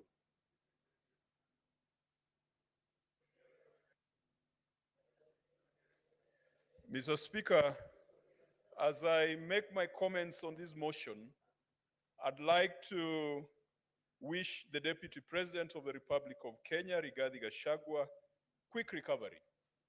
He is still the President of the Republic of Kenya as at 9:19 p.m. on the 17th of October until any decision is made. He's still the Deputy President of the Republic of Kenya. We pray that God gives him the strength and God gives him good health to continue pursuing that responsibility. Mr. Speaker, the Council for County Assembly began his opening statement and his National Assembly, that is the Venerable James Orengo, with a quote from Scripture. Mr. Speaker, allow me also to go to Scripture. And this time I will go to the book of John. In the book of John, chapter 8, we get the story of the adulterous woman. Mr. Speaker, Jesus Christ is teaching his disciples at the temple early in the morning, and the scribes and the Pharisees early in the morning drag a woman to his presence and say that this woman has been caught in the act of adultery. The Bible says that she has been caught, and I quote, in the very act of adultery.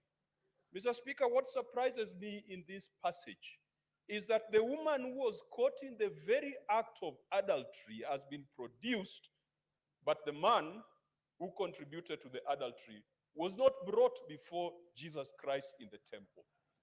Mr. Speaker,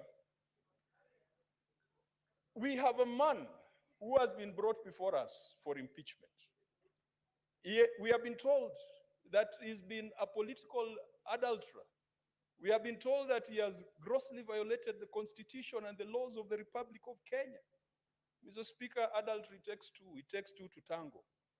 Like that woman in the book of John, I don't know whether they went for the men who cajoled her, who seduced her, who connived with her, and who paid her for the act of adultery.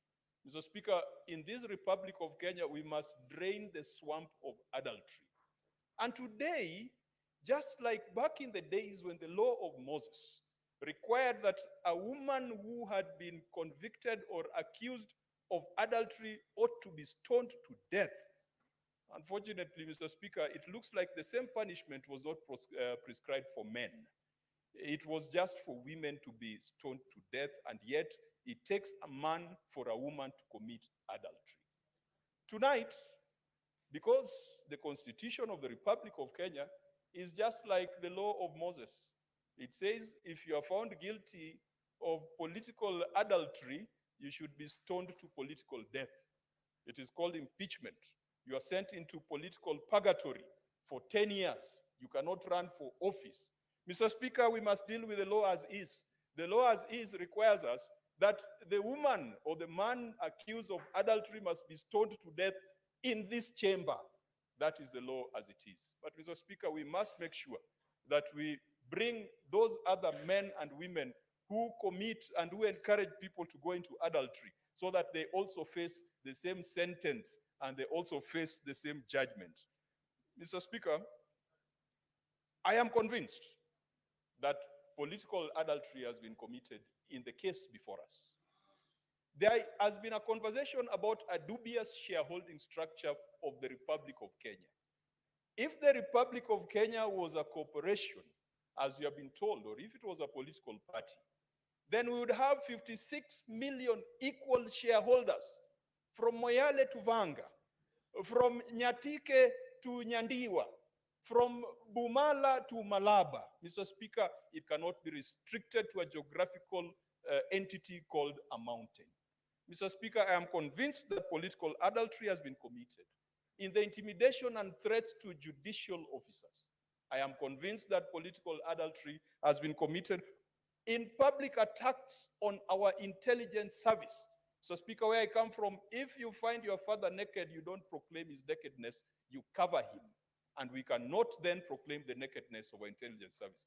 Mr. Speaker, I am convinced that the Deputy Speaker has committed political adultery. Sorry, the Deputy President has committed... I am sorry, Deputy Speaker, has committed political adultery.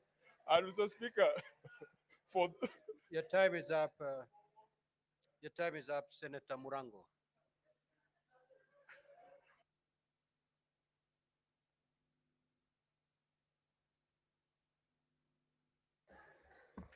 Asante sana mstahiki Spika. Kwanza ningetaka kumwombea afueni haraka naibu wa rais.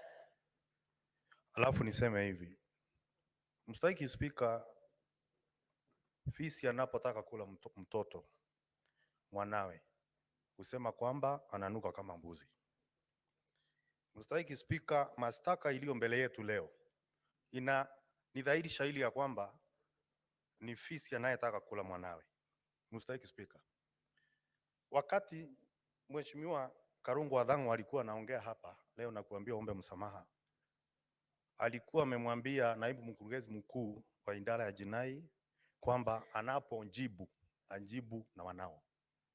Mstahiki Spika, mashtaka ambayo imekuwa hapa, kampuni zote zimekuwa hapa, zilikuwa nyingi, zilikuwa za watoto wake Rigathi Gachagua. Ama kweli chambilecho mkuki kwa nguruwe, kwa binadamu mchungu. Kwa sababu Mstahiki Spika, hakuwezi kuwa na ubaguzi wa wanawe naibu rais, lakini kusiwe wale wengine wanapewa heshima tofauti na hiyo. Mstahiki Spika, mimi nimetoka Kirinyaga na najua mashtaka yote ambayo yako hapo 11.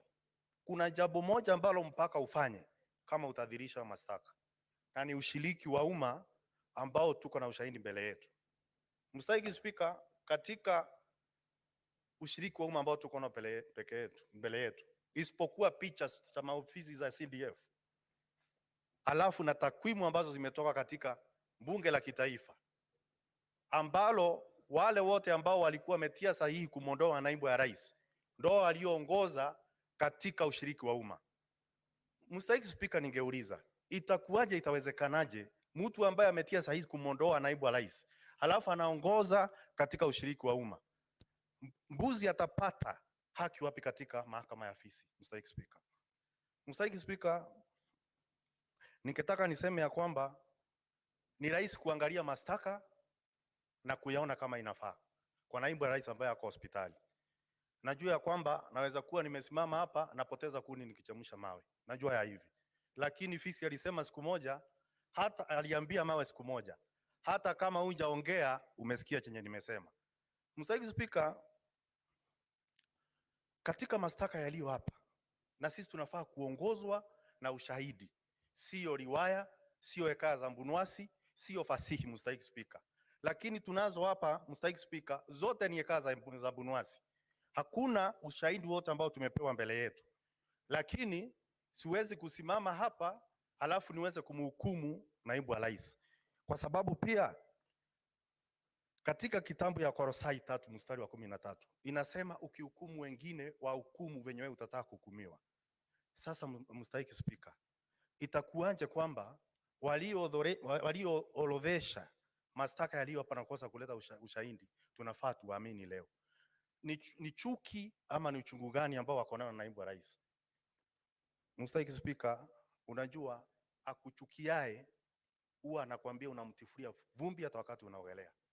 Mstahiki Spika, mahali nilikotoka mimi nataka kitu ya kwanza kufanya ni kuwakilisha watu wangu, na waliniambia kwamba ushiriki wa umma ambao uko hapa hawakuhusishwa vilivyo, kwa sababu walioenda kule mashinani kufanya ushiriki wa umma walienda kufanya ushiriki wa umma wakijua matokeo yake, mstahiki Spika. Na kwa hivyo mimi nimeambiwa na watu wangu kutoka Kirinyaga yale mashtaka yote ambayo yamewekwa hapo, na kwa sababu tumekuchagua wewe uende pale utuwakilishe, tafadhali ukienda yote usikumbalie na hata moja. Mstahiki Spika, Mswahili usema lilompata peku na ungo ni lilo.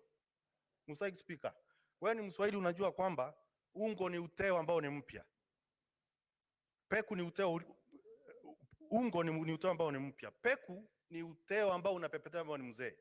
Namwambia siku ya leo maseneta, tukimhukumu naibu ya rais, yanayompata leo hata nyinyi mjue siku moja inaweza kuja ikampata, na ambaye atachukua msumari wa kwanza kumpigilia naibu wa rais, ningeomba kwamba asiwe ni mtu kutoka mlima. Huyu ni ndugu yetu, na kwa hivyo tunapokuja kumsurubisha katika msarambani, afadhali tuangalie akisurumbiwa, lakini mmoja wetu asichukue nyundo na msumari na nyundo kwenda kumsurumbu.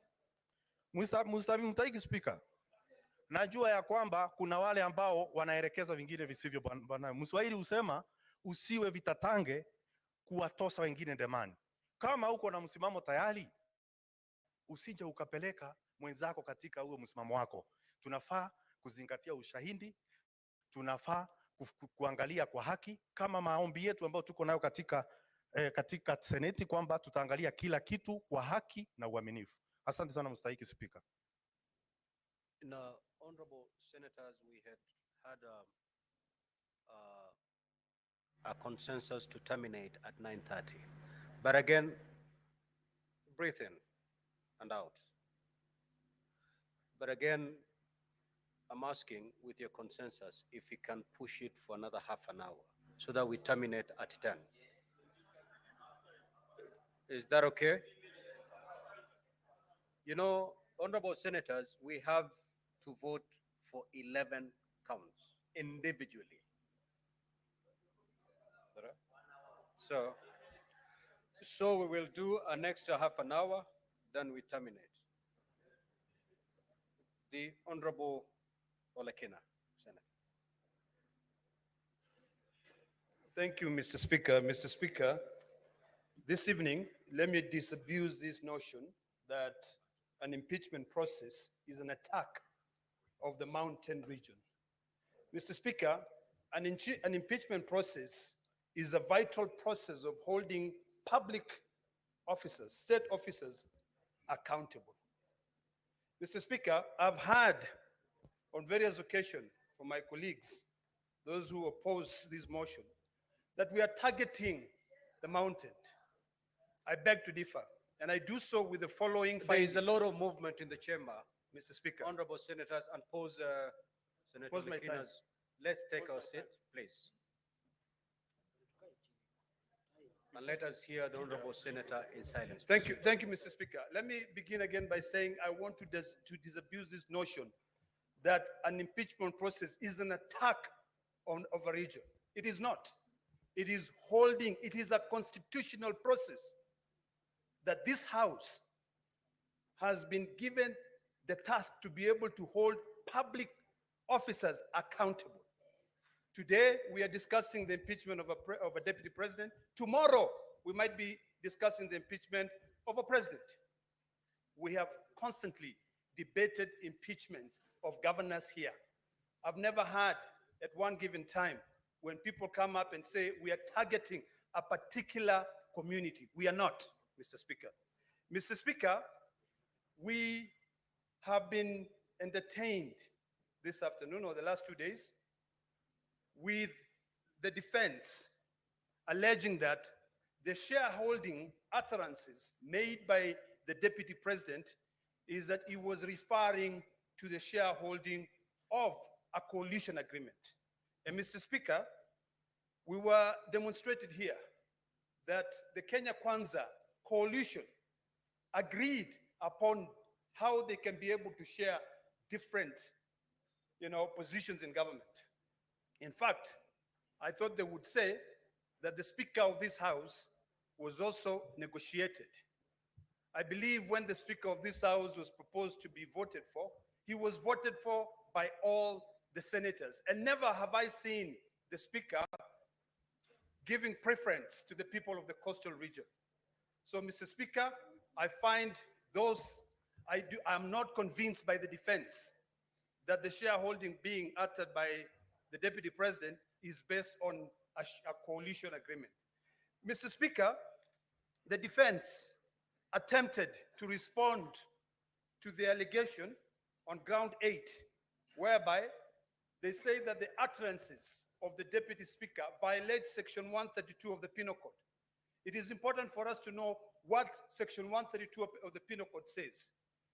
It actually makes it illegal to utter, print, or publish words or acts that brings into contempt the lawful authority of a public officer.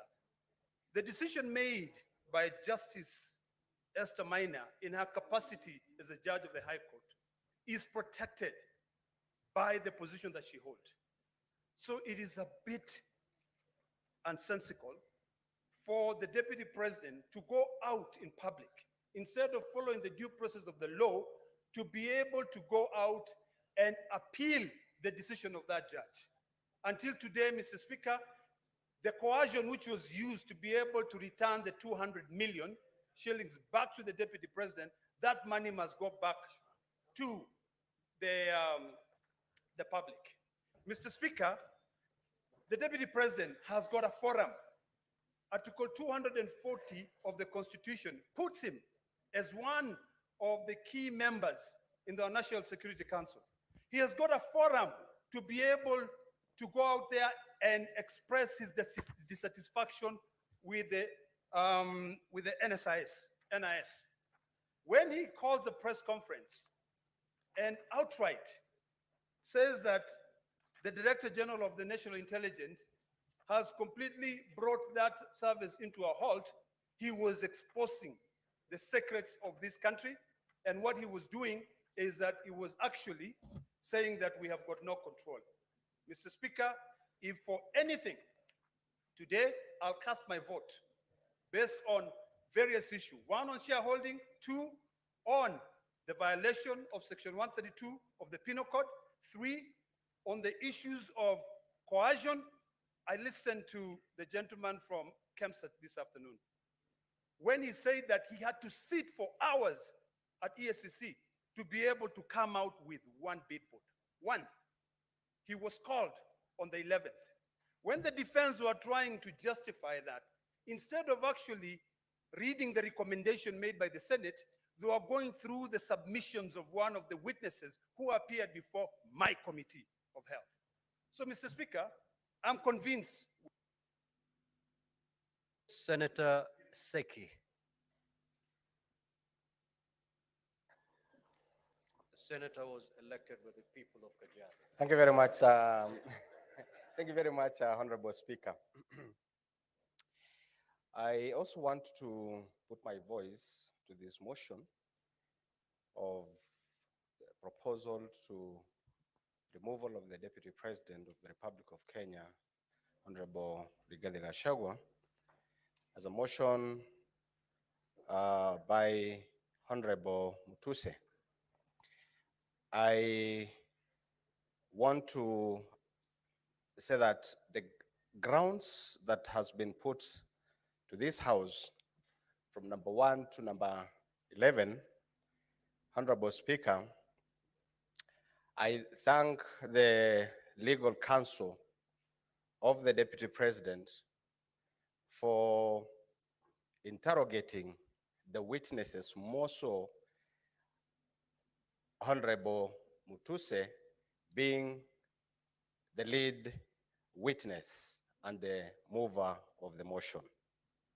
Honorable Speaker, I want to put to this House that I am unable to see evidence that has been put in place for the 11 counts, 11 grounds in this motion.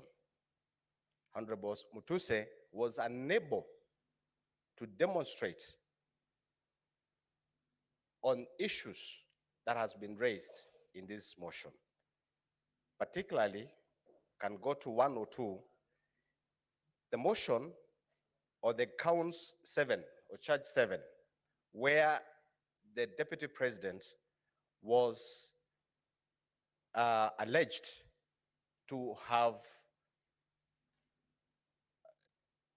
a 5.2 billion within his assets within that small period of time. Honorable Speaker, I understand that this witness was not able to explain and demonstrate that the Honorable Deputy President got the 5.2 billion because of the contracts that he has done with the government. He wasn't able to demonstrate that this money, 5.2 billion, was received or was the Deputy President received because of this, from this company, from another company, or this other company. There was no evidence on this count. Honorable Speaker, the kind of impunity I've seen in the issue of listing 22 companies without evidence of what the track of the monies or funds that has been done or that has been used to demonstrate that these companies are doing business with government was not there. This is impunity of a high order. To bring 22 companies and you are unable, as a move of the motion, to explain that this company A, company 1 to company number 22 have received or got money from government or from government institutions. But you just put it on the motion and it becomes something to impeach the Deputy President. Honorable Speaker, we have seen where the Deputy President is alleged to have conspired with a company, Agro Brick Investment Limited, where the control of State House, as an accounting officer of the State House, signed the contract, and it is brought to the motion that this contract and this company is alleged to have been a company to remove the Deputy President. Honorable Speaker, this House this afternoon received a report from the legal counsel of the Deputy President that the Deputy President is sick.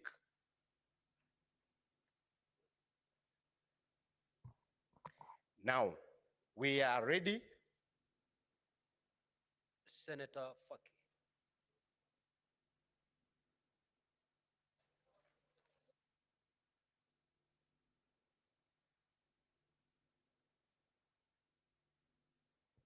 Asante Mheshimiwa Spika kwa kunipa fursa hii kuchangia mswada wa kumbandua naibu wa rais kutoka katika ofisi yake ya naibu wa rais wa Jamhuri ya Kenya. Mheshimiwa Spika, kwanza pia mimi nijiunge na wenzangu kumtakia afueni ya haraka naibu wa rais, kwa sababu tulikuwa ni matarajio yetu kwamba jioni ya leo angekuwa hapa kujitetea kwa madai kadha wa kadha ambao ameletewa katika bunge hili ili kuweza kutakasa jina lake. Mheshimiwa Spika, nimeweza kuangalia mashtaka yake 11 na baadhi ya mashtaka ambayo nimeona kuwa yamenigusa ni kwanza, ni shtaka la kwanza ambapo ni kusema kuwa Kenya ina wenye hisa, na kwake wenye hisa ni wale ambao walipigia kura Kenya Kwanza katika uchaguzi wa mwaka 2022.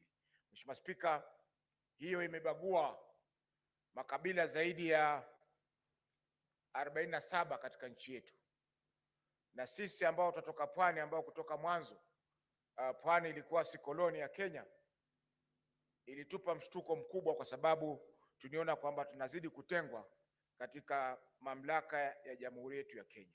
Mheshimiwa Spika, shtaka la pili ambalo limenibamba ni la kuhusu ukiukaji wa sheria, na hapa nitaangazia shtaka la pili na shtaka la sita ambapo amekiuka sheria inayohusiana na uwiano katika nchi yetu ya Kenya na vile vile pia kuleta makabila na jamii zote pamoja. Mheshimiwa Spika, la tatu ni ukosefu wa nidhamu, swala la ukosefu wa nidhamu katika kumshambulia hadharani mkurugenzi wa shirika la ujasusi nchini mwetu. Mheshimiwa Spika, hii ilitokea mnamo tarehe 26 mwezi wa 6 mwaka huu ambapo naibu wa rais alikuwa Mombasa na akatoa taarifa ambazo zilihujumu usalama wa taifa, ambapo yeye kama naibu wa rais alikuwa na fursa ya kuweza kuzungumzia mambo haya katika serikali na vile vile pia hatua za kurekebisha zikachukuliwa. Mheshimiwa Spika, tunapoangalia makosa yote haya ni kwamba haya yasingeweza kumfika naibu wa rais kwa sasa, kwa sababu masuala haya ambayo yameangaziwa hapa yaliangaziwa na Senator Sifuna alipoleta mswada wake wa kumkosoa naibu wa rais, lakini mswada ule ulikufa ndani ya bunge hili la Senate. Mheshimiwa Spika, masuala ya ukiukaji wa kiapo haya, Mheshimiwa Spika, hayana nguvu kwa sababu wakati alipokuwa anaapishwa siku ya kwanza aliapa viapo viwili. Kwa hivyo hatujui ni kiapo kipi ambacho alikikiuka wakati Mheshimiwa Muthusi alipokuja hapa na kuzungumzia masuala haya. Mheshimiwa Spika, nikimalizia nitamnukuu Senator Orengo aliposema kwamba katika bunge lililokwisha kwamba mapinduzi yanakula watoto wake. Kwa Kiingereza, revolutions eat their own children. Na hii tunaona kwamba mapinduzi yameanza kula watoto wa Kenya Kwanza, wakianza na mtoto mkubwa kabisa ambaye ni naibu wa rais. Kwa hivyo ni masuala ambayo yameendelea katika bunge hili. Bunge lililokwisha tuliona hapa Profesa Kindiki aliteta sana hapa, lakini vile vile mapinduzi yakamla. Kwa hivyo ni kwamba lazima tujenge siasa katika nchi yetu ambazo zitakuwa ni siasa za kusonga mbele. Tukichaguliwa kama viongozi, tuzungumze masuala ya kitaifa, tusizungumze masuala ya vijijini mwetu, wakati sisi matarajio ya Wakenya wote ni kwamba tunazungumzia masuala ya kitaifa. Kwa hiyo Mheshimiwa Spika, napongeza pia bunge hili la Senate kwa kuonesha ukakamavu na vile vile pia umahiri mkubwa wakati tumeweza kusikiza kesi ya naibu wa rais. Labda kwa siku za usoni tutapata pia fursa ya kusikiza kesi ya rais wa Jamhuri ya Kenya katika bunge hili letu. Asante Mheshimiwa Spika kwa kunipa fursa hii. Senator Oroba.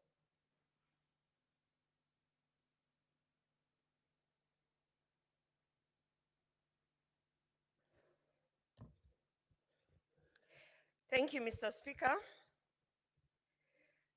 First of all, I want to say that this is not about a relationship. It's not about a friendship that has deteriorated.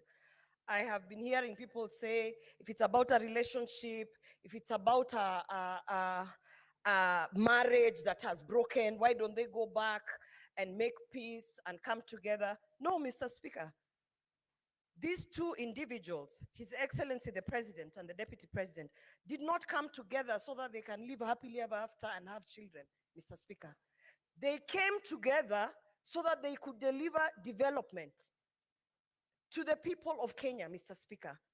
So this, what we have been doing here for hours and hours, it pains me when I hear people saying, about adultery and relationships and what, and I'm wondering, no, We have been here because of 11 counts, Mr. Speaker. A very serious impeachment motion because of not 2, not 3, but 11 counts, Mr. Speaker. In my condition, I have had to sit here and go through all 11 counts to understand which one actually has been substantiated and which one holds water. So no, this is not about a relationship. And we should not expect that because they came together, they should now go and sit somewhere and make peace. Now, and stop disturbing us. No, Mr. Speaker, 11 counts of an impeachment motion is something very serious, Mr. Speaker. And it's very unfortunate that of the 11 counts, about 4 counts, Mr. Speaker, were not even substantiated, Mr. Speaker. Very shocking. When you have a team of legal experts sitting down bringing 11 counts, at the very least, they should have even substantiated 9, Mr. Speaker. But 4 counts, ground 2, when you talk about undermining a cabinet decision, how did we not have the witness come here to speak so that we can be able to understand? Some of us, we don't sit in cabinets, and we need to understand what a cabinet decision is, how it is undermined. Mr. Speaker, the witness was not produced.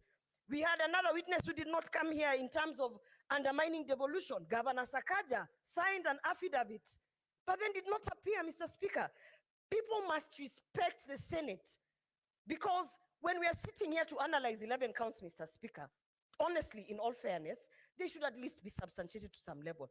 However, Mr. Speaker, I have lived through the post-election violence of 2007, 2008, and it is very strange that 2007 I was also pregnant, Mr. Speaker. And when I remember, Mr. Speaker, the things that triggered the post-election violence, Mr. Speaker, in 2008 of January, it was such utterances such as Musiguze Mlima, Mr. Speaker. They started as a joke, and before you knew it, matatus were being stopped and people were being asked, get off the matatu and showcase your IDs, and arms and limbs were being chopped off, Mr. Speaker. So we might think it is a joke, this shareholding narrative, Mr. Speaker, but having lived through that post-election violence, and I remember very well, Mr. Speaker, that I even had to choose the people who are operating, on me in 2008, because I was afraid, as kisses, we love everyone. People always think we are traitors because we welcome everyone. So at that time, the attack on us was from both sides, Mr. Speaker. And so therefore, I do not take this shareholding narrative as a light thing.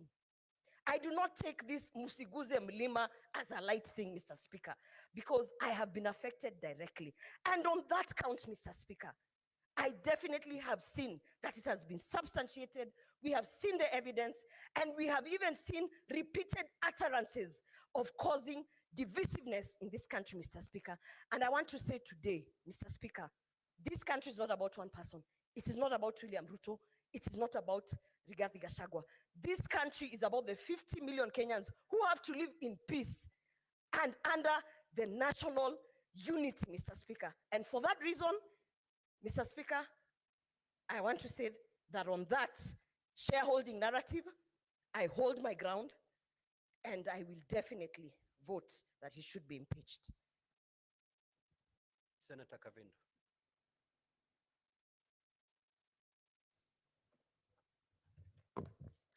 Thank you, Mr. Speaker, for giving me this opportunity.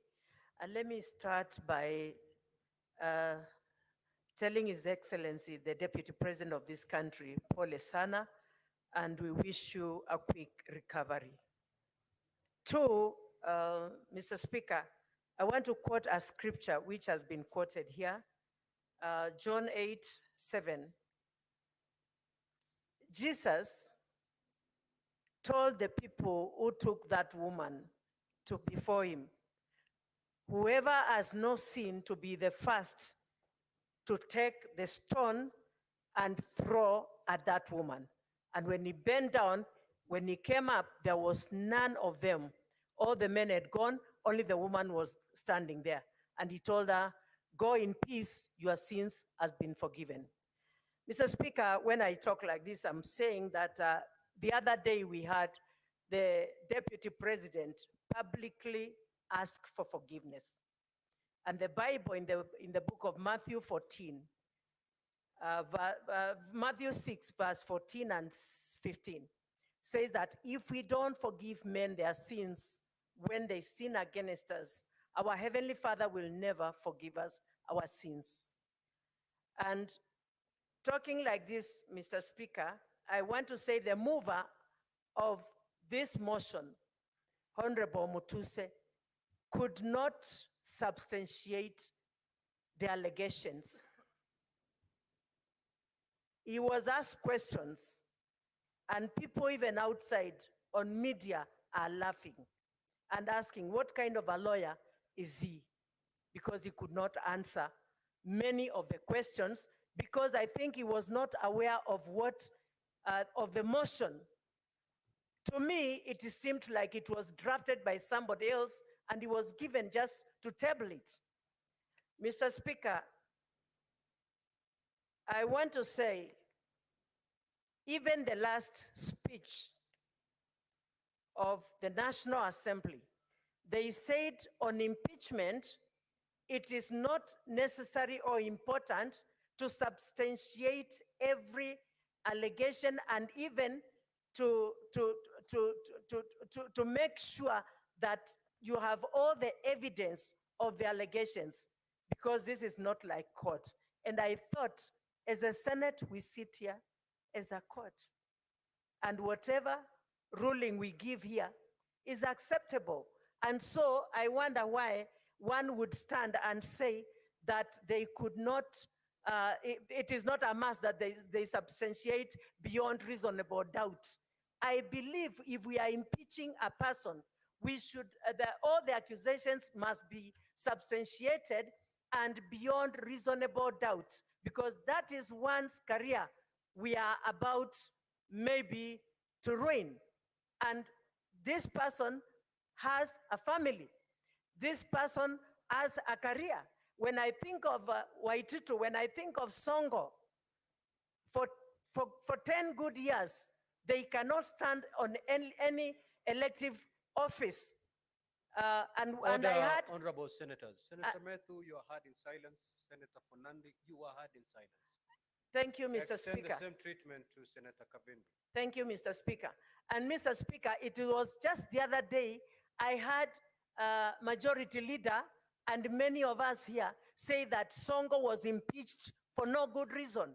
How do we reverse what we have already done on this, in this Senate?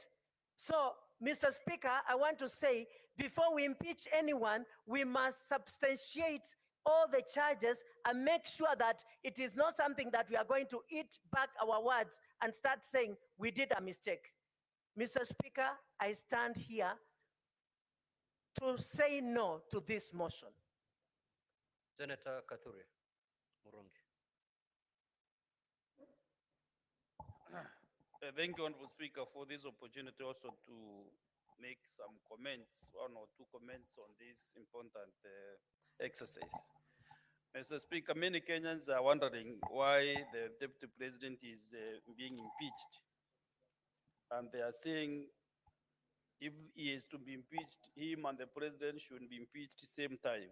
Mr. Speaker, the articles in the Constitution, our Constitution has given the National Assembly and the Senate this mandate to do this exercise of checks and balances to our public officers. And Mr. Speaker, Article 145, which we used this afternoon even to determine whether to proceed or not, is very elaborate on how to the process of impeaching the Deputy President or the President. So, Mr. Speaker, we are here because the Senate actually has been on several occasions. We have brought deputy governors, and now the Deputy President. Mr. Speaker, kindly protect me from this. Honorable Speaker, Mr. Speaker, kindly protect me from some noise from behind. Senator Fonandi. So, Mr. Speaker, I was Just saying, move to your seat, your normal seat. I was trying to say that, Mr. It Speaker. may be lonely, but please stick there. Proceed. Mr. Speaker, this House has brought deputy governors, and now the deputy president. Mr. Speaker, what we are doing is a constitutional mandate. And therefore, I will ask Kenyans that they should bear with the constitution. It is the constitution which has brought us where we are. I want to also to thank the parties that were here for the last 2 days, the parties representing the deputy president and the parties representing the National Assembly, Mr. Speaker. All these senators have been sitting as judges for the last 2 days and nights. And Mr. Speaker, it is only that this is a court, like a high court. Only that judges in the high court or the courts do not discuss the cases that they handle, but they meet and discuss, and then they make the decision. And then the decision is learned by maybe the president of the court. But because now we make a decision through a vote, that is why, Mr. Speaker, we find ourselves here. And this evening, these juries will make their decision in one or the other. And Mr. Speaker, what I request Kenyans from today, whatever decision will be made to maintain peace, love, and unity, as was envisaged since independence in 1963. Because, Mr. Speaker, where we are, a decision will be made by the Senate in one way or the other, either to impeach the deputy president or to appoint, or not to impeach, I mean not to impeach, Mr. Speaker. And I want to talk to the people that represent the Meru community. I want to assure them that whatever decision their senator will make is for the best interest of the Meru people. And I want to assure them that their future will be bright, if not more bright, Mr. Speaker.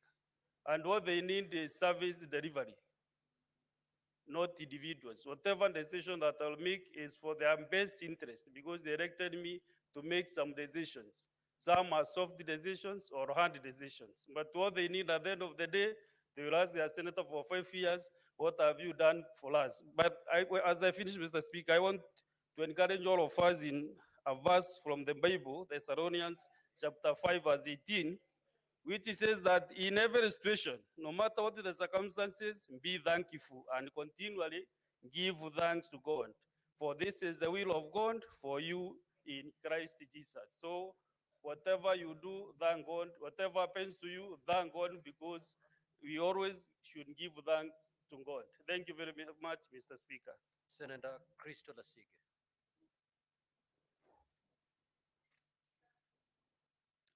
Speaker, the Parliament of Kenya has gone through a great deal in a very short amount of time, many firsts. And it is utterly painful for me to know that the world keeps seeing us time and time again under such lugubrious circumstances. However, Speaker, it has taught me many, many lessons. And it's also reminded me of many that I've known for several years, one of which I was taught by Tony Evans, which is, if all you see is what you see, then you don't see all there is to be seen.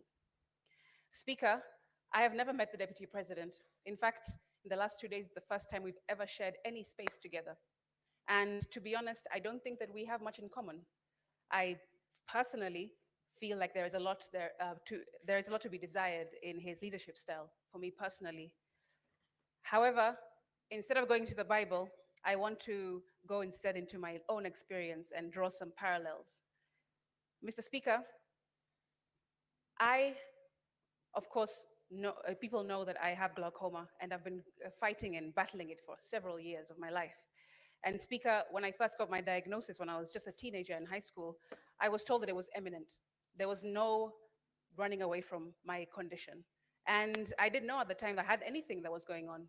I was just going about my life, but inside of me and around me, there was a condition that was building up and building up and building up. And I had no idea what was going to happen in the future.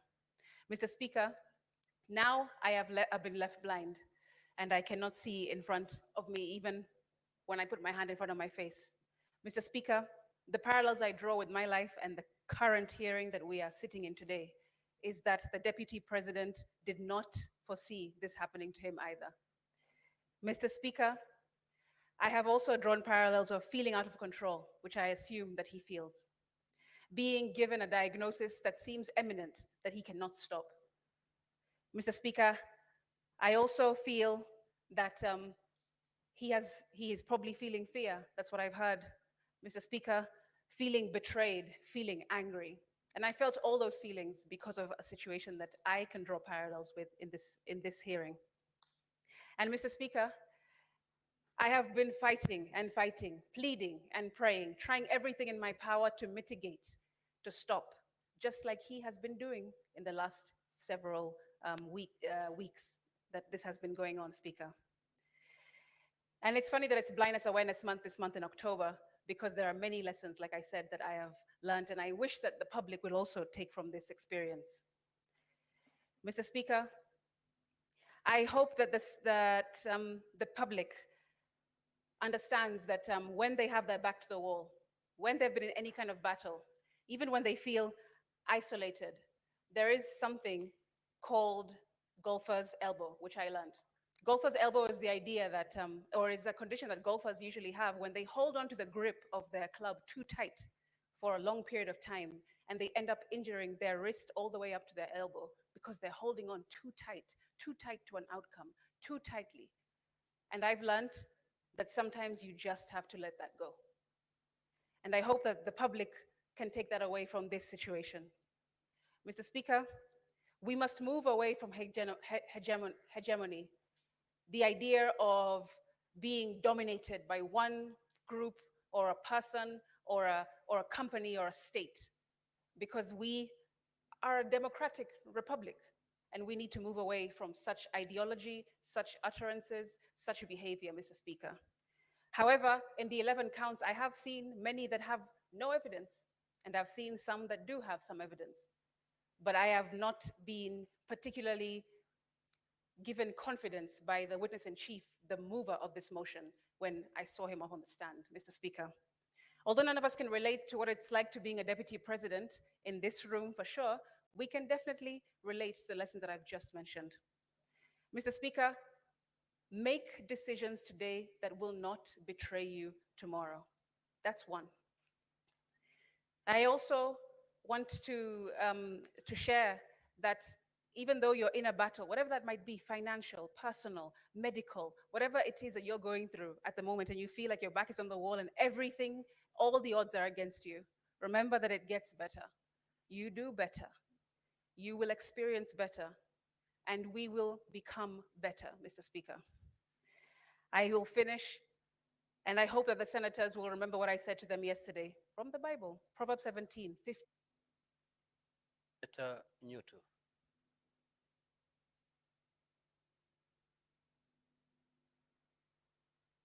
Mr. Speaker, thank you very much, Mr. Speaker. I think I cannot thank you more for affording me this opportunity at this late hour. Mr. Speaker, I stand right from the onset to say that I oppose this particular motion, Mr. Speaker, and I have reasons for doing so. Mr. Speaker, the key witness or the mover of the motion came before this House yesterday, Mr. Speaker. And although I'm not a lawyer, but I know that it is there in the rules of natural justice that whoever alleges must prove. The Honorable Mutuse was not able to prove any of the allegations or any of the grounds that he laid against His Excellency the Deputy President, Mr. Speaker. Mr. Speaker, Kenyans were and are watching these proceedings. They were able to see the cross-examination and to hear the cross-examination of the Honorable Mutuse, Mr. Speaker. And I want to urge this House, Mr. Speaker, that if we want to uphold the dignity and the honor of this House, that Kenyans were and are still watching, you cannot impeach the Deputy President of the Republic of Kenya, Mr. Speaker, on allegations, on grounds that were not able to, that the mover was not able to prove, Mr. Speaker. And that is what prompted the question, I think, by Senator Wambua, which later was asked by Senator Okia Omtata, which you were able to stand down because he had already been asked, whose motion was Mutuse's? Because it was not his motion. He had no proof of any or for any of the allegations, Mr. Speaker, and that is why this House in order for us to uphold, like I've said, the dignity and honor, we need to vote no to this motion, Mr. Speaker. Mr. Speaker, many that have spoken before me have talked about the woman, the adulterous woman that was caught in the Bible. Senator Gachagua put it even better, that they did not bring the man that she was caught in the act with. Mr. Speaker, we need to ask ourselves, how good are we? How clean are we? Are we qualified to throw the first stone, Mr. Speaker?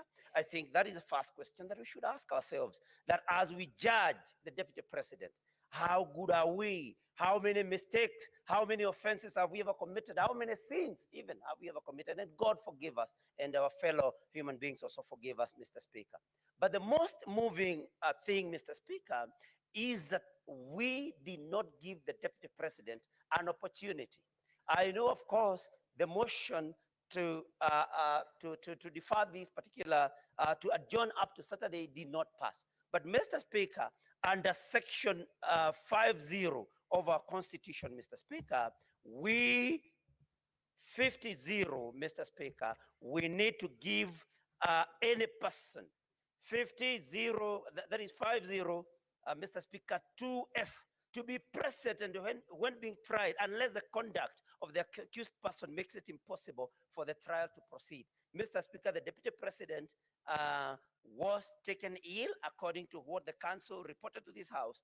And Mr. Speaker, we did not give him an opportunity. Mr. Speaker, I draw your attention also to our Constitution, Article 145, Clause 5. The President shall have the right to appear and, not or, and be represented before the special committee, Mr. Speaker. We did not give him that opportunity. Mr. Speaker, because I can see my time is wearing out, if not for anything, Mr. Speaker, I ask this House, you cannot condemn a sick person. Any one of us can get sick. I want to appeal to my colleagues, Mr. Speaker. Nobody chooses when to get sick and when to be in good health.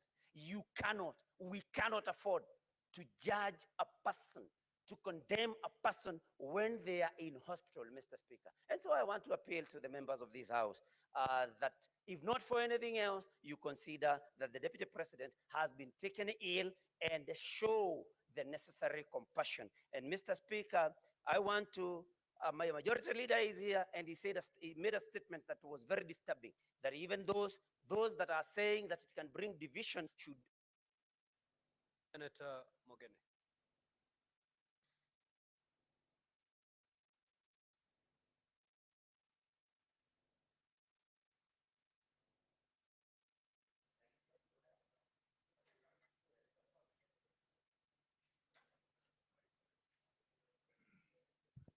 Mr. Speaker, sir, first on my own behalf and on behalf of the people of the great county of Nyamira, I want to send a message of quick recovery to His Excellency President Rigathi, and we wish him a speedy recovery.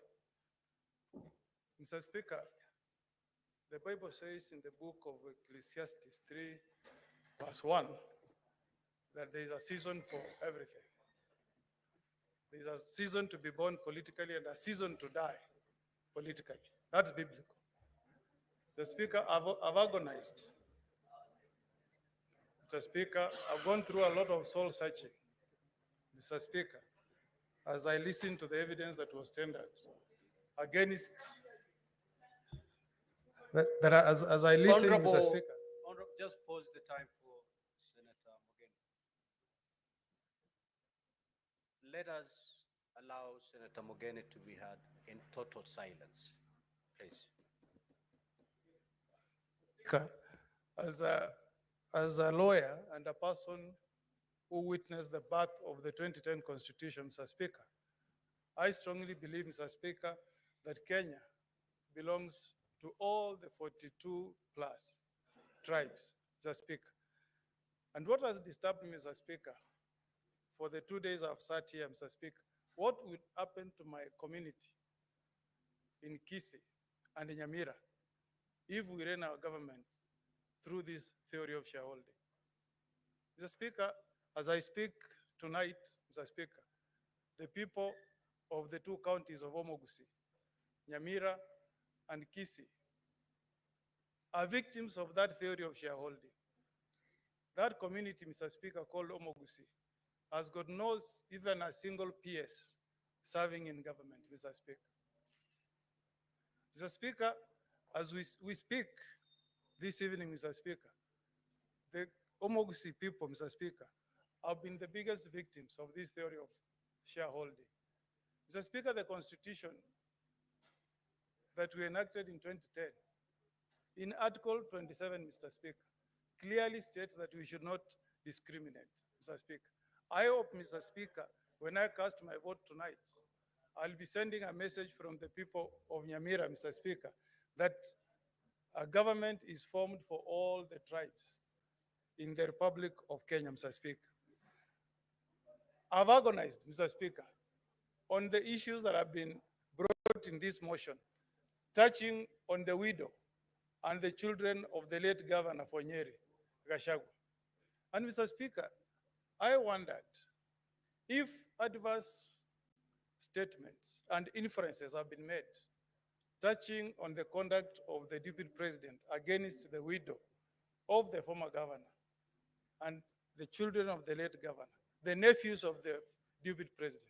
Why, Mr. Speaker? I ask as a father, why, Mr. Speaker, did the widow and the children of the late Governor Gachagua swear an affidavit to dispel all the things that have been said against a scheme of swindling those children? Why, Mr. Speaker? Why didn't they swear an affidavit, Mr. Speaker? That has troubled me a lot. And as I cast my vote tonight, Mr. Speaker, I'll be casting my vote for those children who lost their mother, who lost their father, but who were not given an opportunity, Mr. Speaker, to appear before this House and tell us, Mr. Speaker, that there has not been any wrongdoing from the Deputy President to those children. Count number 1, count number 8 is about the utterances that were made by the Deputy Speaker. I hope, Mr. Speaker, that the person who will occupy that coveted position of Deputy President will reflect on what John says in chapter 3, verse 5. Mr. Speaker, the Bible says that the tongue is a small part of the body, but the tongue is also fire, and it's a world of evil among parts of the body. If the Deputy President had checked these utterances, Mr. Speaker, perhaps we will not be having this motion this evening. So, as we vote tonight, Mr. Speaker, let's also learn. Let's also learn from what the tongue has done to Honorable Gachagua. I will vote, Mr. Speaker, where I'm convinced that allegations against the Deputy President have been proved. I reserve my vote to be cast at the right time. Senator Boni.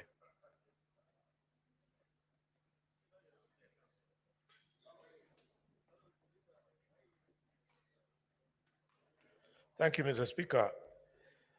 Mr. Speaker, the position of the Deputy President of Kenya is very high. It is a very high calling. And therefore, Mr. Speaker, as we make a decision on the Deputy President of Kenya, I want to remind him that of those to whom more is given, indeed, more is expected of them.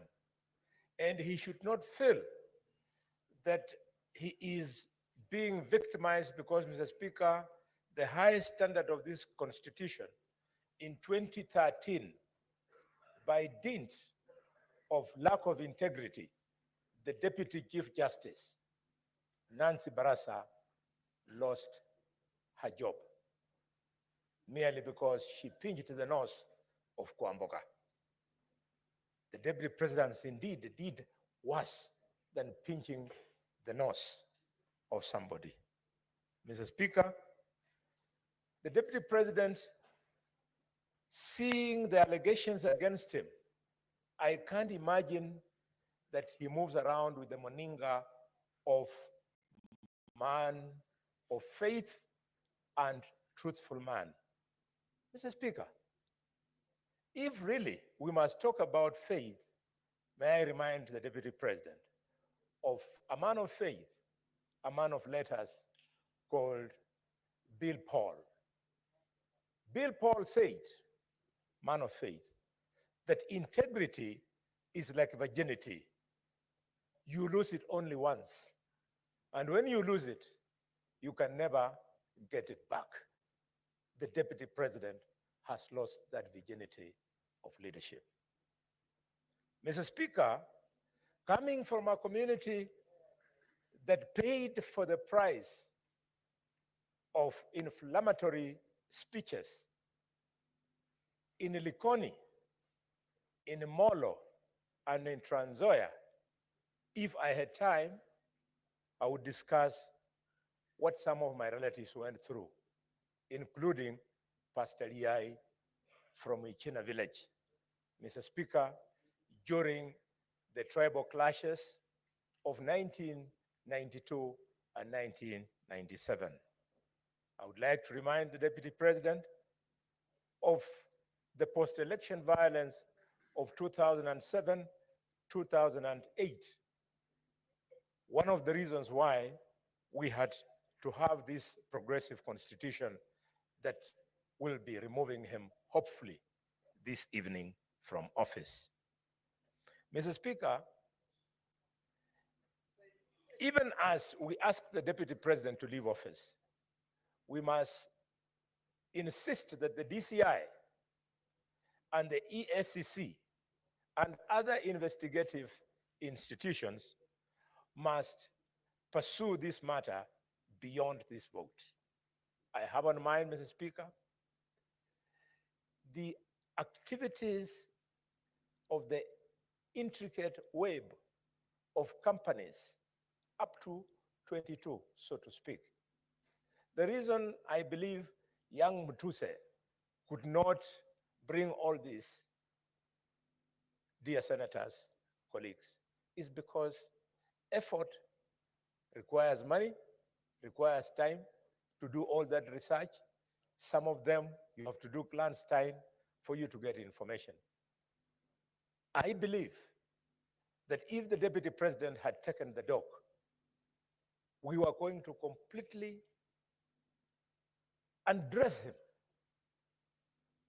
We would have asked him to justify what activities each and every one of those companies was doing. It's part of the reason why he stepped down, Mr. Speaker.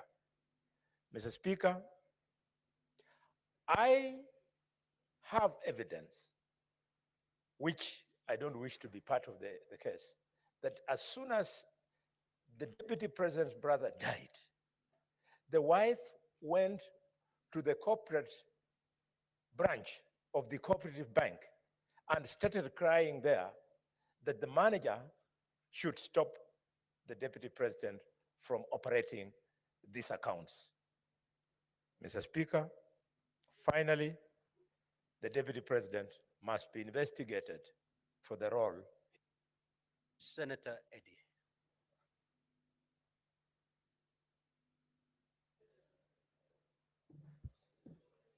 Mr. Speaker, I thank you and I recognize the pressure of time. Mr. Speaker, I am here because of the kindness of the people of Migori County who sent me here that at such a time, Mr. Speaker, I need to be cautious of the Article 125 of the Constitution, which requires us as a House that in matters such as this, Mr. Speaker, we must behave like judges, because under Article 125 of the Constitution, Mr. Speaker, we sit as a High Court, Mr. Speaker. And in the words of Socrates, Mr. Speaker, a judge is required to listen courteously, to answer wisely, to consider soberly, and definitely to decide impartially, Mr. Speaker. There were 11 charges, Mr. Speaker, that were put before us, Mr. Speaker, and they were put to us in the context of Constitution 2010, Mr. Speaker. the Constitution 2010, Mr. Speaker, came in the backdrop of two very important historic moments in this country, Mr. Speaker, that I must reflect on, Mr. Speaker. Number one, Mr. Speaker, is the section paper number 10 of 1965, Mr. Speaker.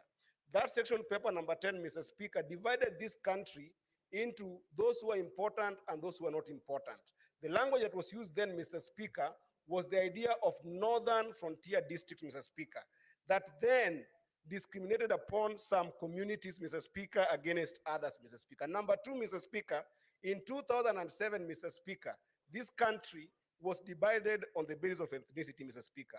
And therefore, I rise to support this motion if my grounds, Mr. Speaker, after listening courteously and considering soberly, Mr. Speaker, are more than half of the charges, Mr. Speaker. And I find that ground 1, 5, and 6 on the utterances of the deputy president, Mr. Speaker, violate Article 91 of the Constitution and Article 232 of the Constitution. We cannot have political parties, Mr. Speaker, that are founded on the basis of ethnicity and dividing national resources on the basis of ethnicity, Mr. Speaker. Number two, Mr. Speaker, that would make the ground number 4, which actually also happened to be reason number 4 for why the deputy president must leave office, Mr. Speaker, at the violation of Article 160 of the Constitution, Mr. Speaker, of undermining the judiciary, Mr. Speaker. There was an imminent threat to the judges there, Mr. Speaker. You realize that in my judgment, Mr. Speaker, I excuse ground number 8 on the basis of the fact that there was no proof that there was a petition that was not filed, Mr. Speaker. But on the threat, Mr. Speaker, I think that the deputy president stands impeached, Mr. Speaker. Ground number 9, Mr. Speaker, on NIS, Mr. Speaker. We know that this country has faced serious terror attacks, Mr. Speaker. And the moment the deputy president, Mr. Speaker, showcases the secrecy of deficiency in our security infrastructure, Mr. Speaker, and you know that under Article 240, he has platforms to be able to express himself, Mr. Speaker, it is a violation of the Constitution, Mr. Speaker. Lastly, on ground number 11, Mr. Speaker, on bullying KEMSA official, Mr. Speaker, it has been proven here beyond reasonable doubt, Mr. Speaker, that the deputy president is not a member of the company that was listed. He's not an employee of that company, Mr. Speaker, yet he goes ahead and makes calls on behalf of that company, Mr. Speaker. That is impeachable. Lastly, Mr. Speaker, I must call the Council of the deputy president to order, Mr. Speaker, especially Council Paul Muite, Mr. Speaker, for actually practicing law in deceit, Mr. Speaker. You cannot say that at the level of the deputy president, Mr. Speaker, he was okay in this house the entire time, and then when asked, you are saying you cannot be able to account for his whereabouts, and you know that the deputy president, Mr. Speaker, also must be able to be taken care of by the DG of Health, Mr. Speaker, who could have given us a document to be able to substantiate whether the deputy president is sick, Mr. Speaker. While I say sorry to the deputy president, Mr. Speaker, I think this kind of deceit should also be tantamount to further impeachment, Mr. Speaker. I do therefore say that on ground 2, 3, 7, 8, and 10, they are not substantiated. But on ground 1, 5, 6, 4, 9, and 11, Mr. Speaker, this is a fight against tribalism that is done by one individual that then we must. Senator Osotsi, unfortunately, you only have 4 minutes because we terminate at exactly 10:30. Thank you, Mr. Speaker. Mr. Speaker, I'll be so quick. Mr. Speaker, when the deputy president was here, I remembered the saying of a famous philosopher, 19th century, Lord Acton, who said, power tends to corrupt, and absolute power corrupts absolutely. Mr. Speaker, a few of us here served with the deputy president in the National Assembly. And when we were there in the National Assembly, the deputy president was a very humble man, very simple, very social, and was rare to talk. But listening to the judges and having seen what has been happening around, this is not the same man. This is a different man. So indeed, I want to agree with this philosopher that power tends to corrupt, and absolute power corrupts absolutely. And this is, it may affect all of us here. So there is something we need to learn from what has happened today.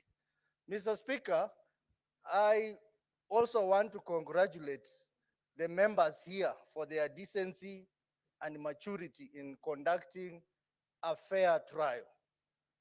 Mr. Speaker, it is not true that the Deputy President has not been given a hearing. We had to adjourn this House for 2 hours to wait for the witness to come. He didn't come. And Mr. Speaker, you know that the tradition of this House, that sometimes we receive written submissions. We do that in our committees. We do that in public participation. So the members who are saying that he was not given a fair hearing, is that that is not true, because this House tried as much as possible to get the Deputy President to come. Mr. Speaker, a lot has been said about various laws and articles of the Constitution that the Deputy President has violated. But one important article of the Constitution that runs through all the charges, Mr. Speaker, is Article 131 of the Constitution, which read together with Article 147, clearly says that the Deputy President is a symbol of national unity. That is not the case, Mr. Speaker. Mr. Speaker, if you go ahead, Article 131(2) says that the Deputy President, by dint of Article 147, should respect and uphold and safeguard the Constitution. That is not the case. The Deputy President should promote and enhance the unity of the nation. That is not the case. The Deputy President should promote respect for diversity of the people and communities in Kenya. Mr. Speaker, that is not the case. So if there is any piece of law that is going to send the Deputy President home, is clear violation of Article 131 of the Constitution, because the Deputy President is the principal assistant to the President, and therefore exercises powers of the President as per Article 131 of the Constitution.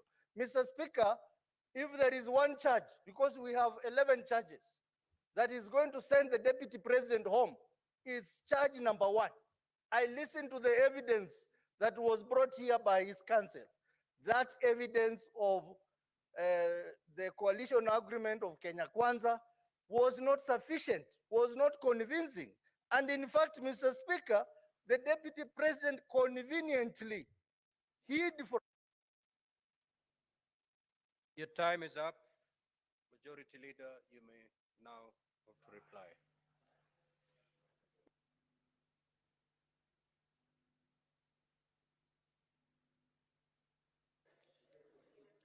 Mr. Speaker, sir, I beg to hereby reply, having listened to the contributions of my colleagues on this very important motion on trial by impeachment of the Deputy President, Honorable Rigathi Gachagua.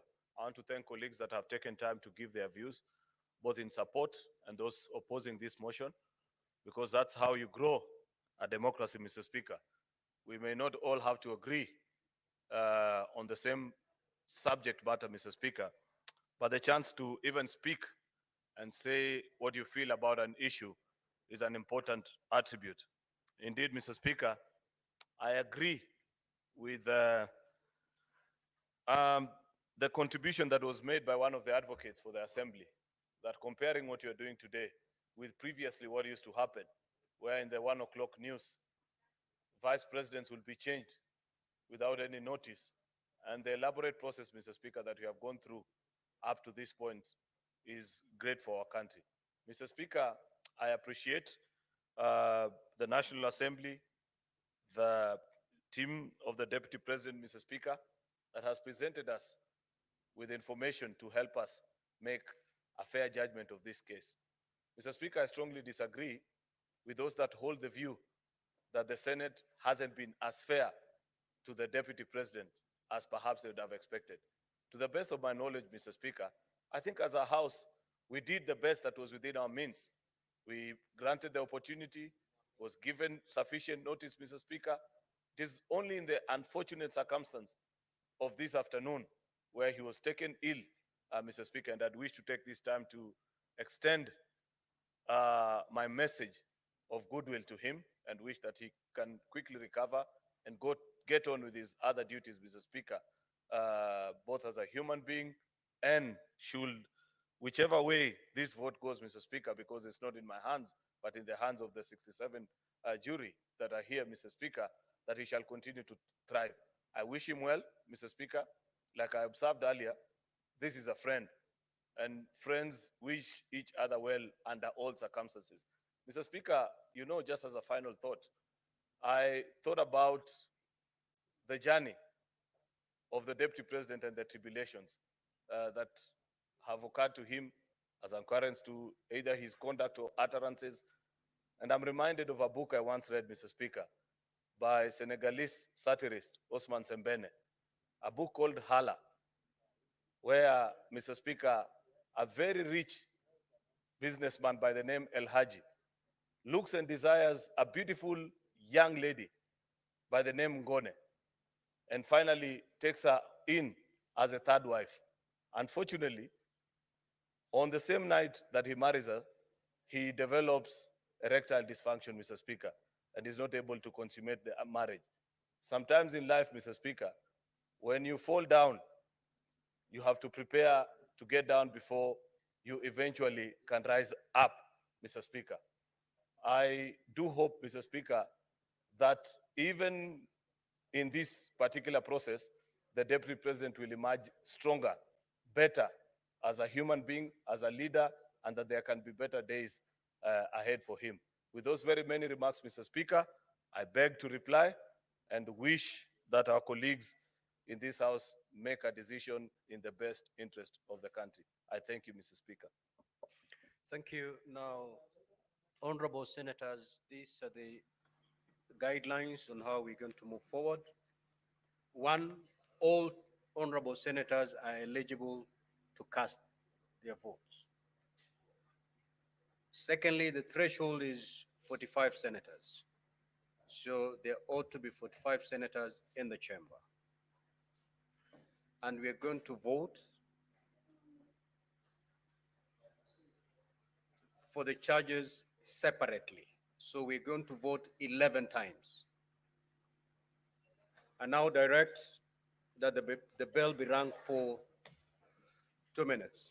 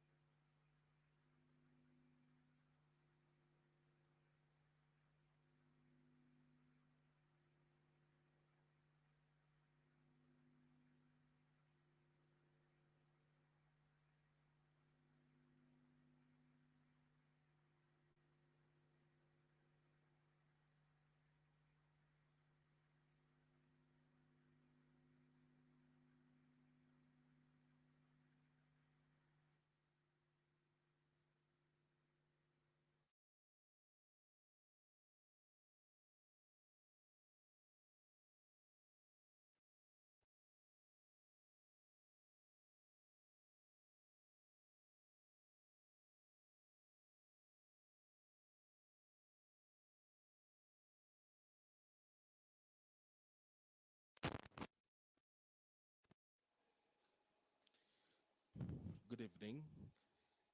These are live proceedings from the Senate chambers, and the senators are done debating the motion that was moved for the removal from office by impeachment.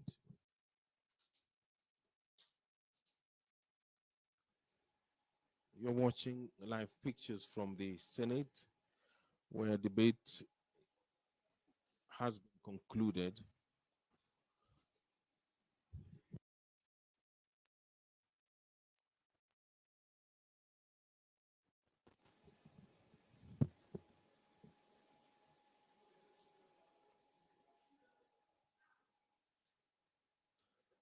Good evening. You are watching live pictures from the Senate chambers, and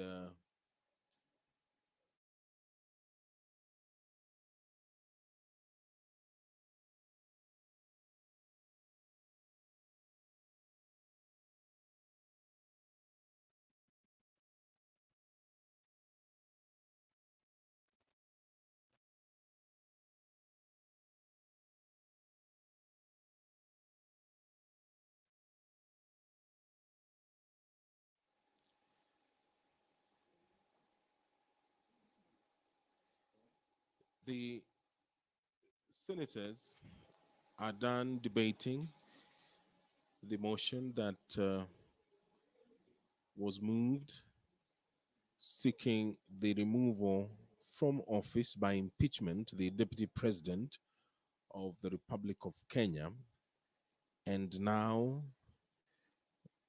they are preparing to take a vote on the 11 charges that were brought forward against the deputy president.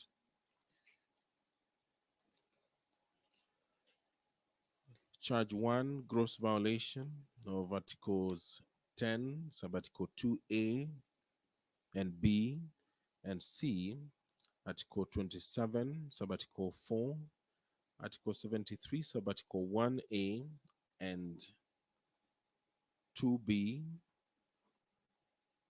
Article 75, Subarticle 1C,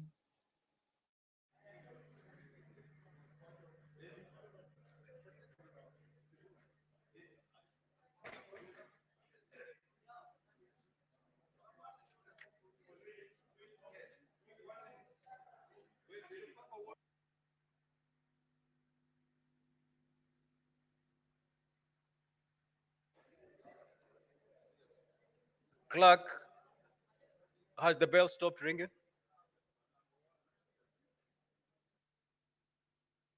Sergeant at Arms, kindly close the doors and draw the bar.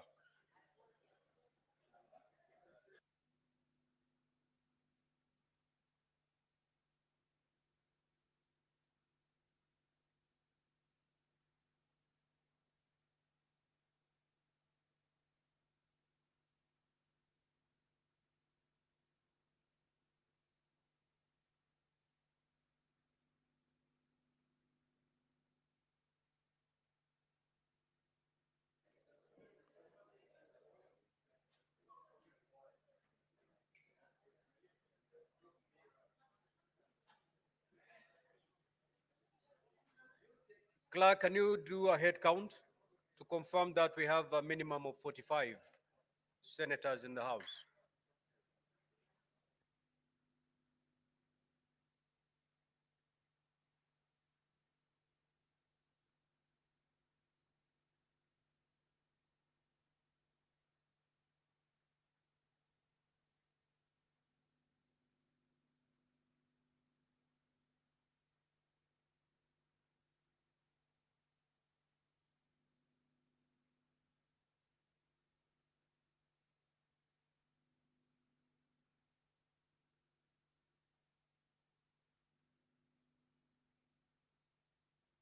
Order, honorable senators. Majority Leader, you may take your seat.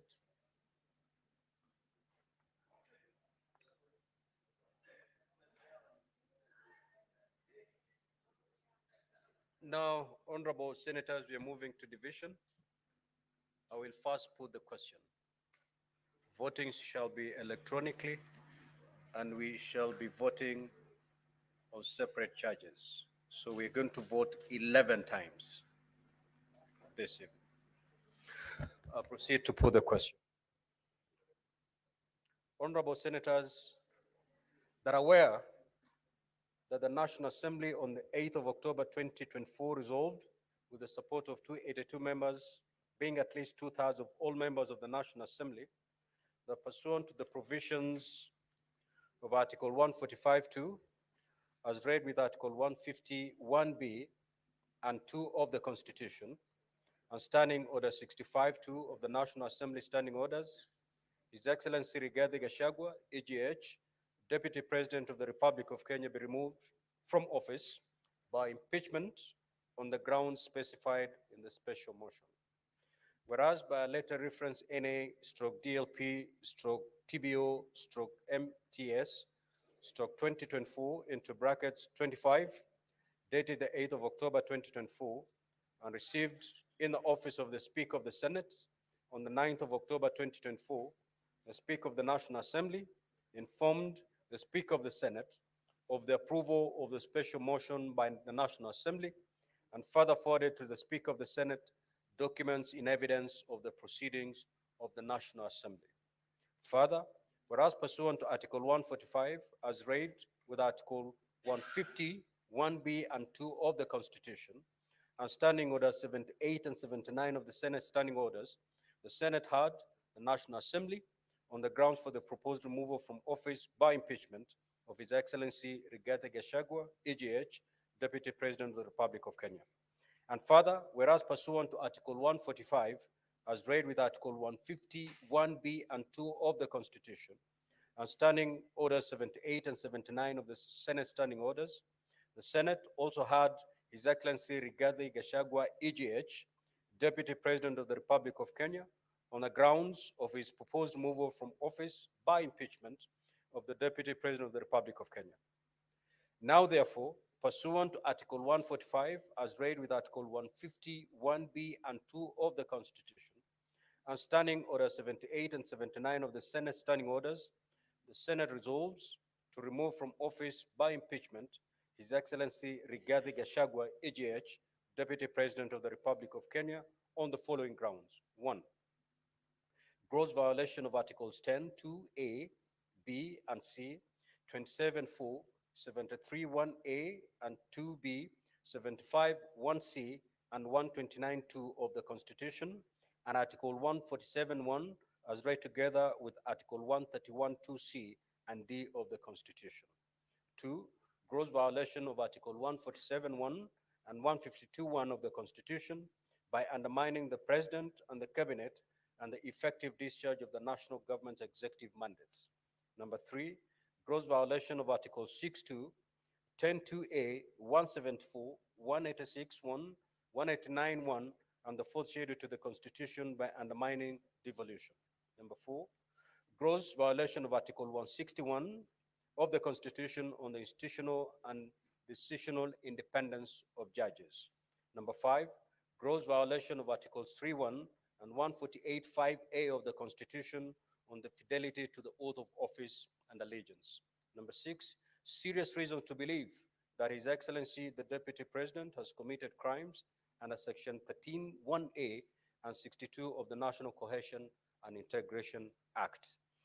Number 7, serious reason to believe that His Excellency the Deputy President has committed gross economic crimes under Sections 45(1), 46, 47(a)(3), and 48(1) of the Anti-Corruption and Economic Crimes Act, and Sections 2, 3, 4, and 7 of the Proceeds of Crime and Anti-Money Laundering Act.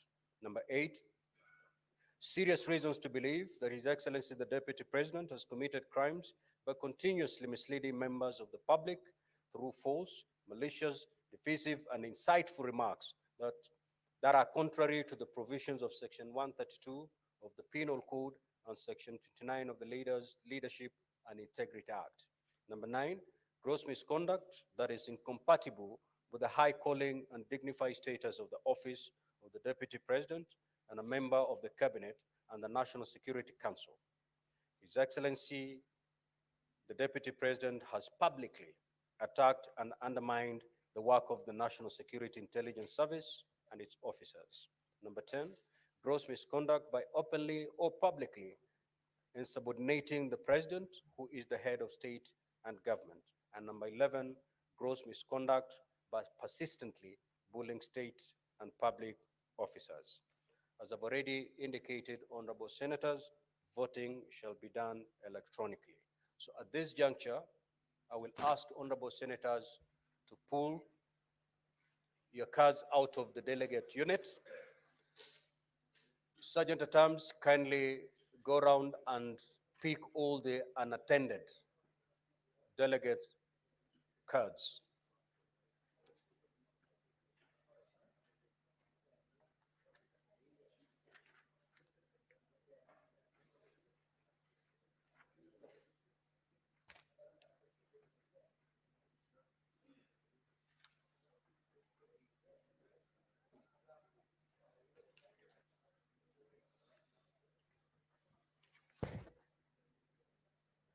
Sergeant at Arms, if you're done collecting the unattended cards, we're good.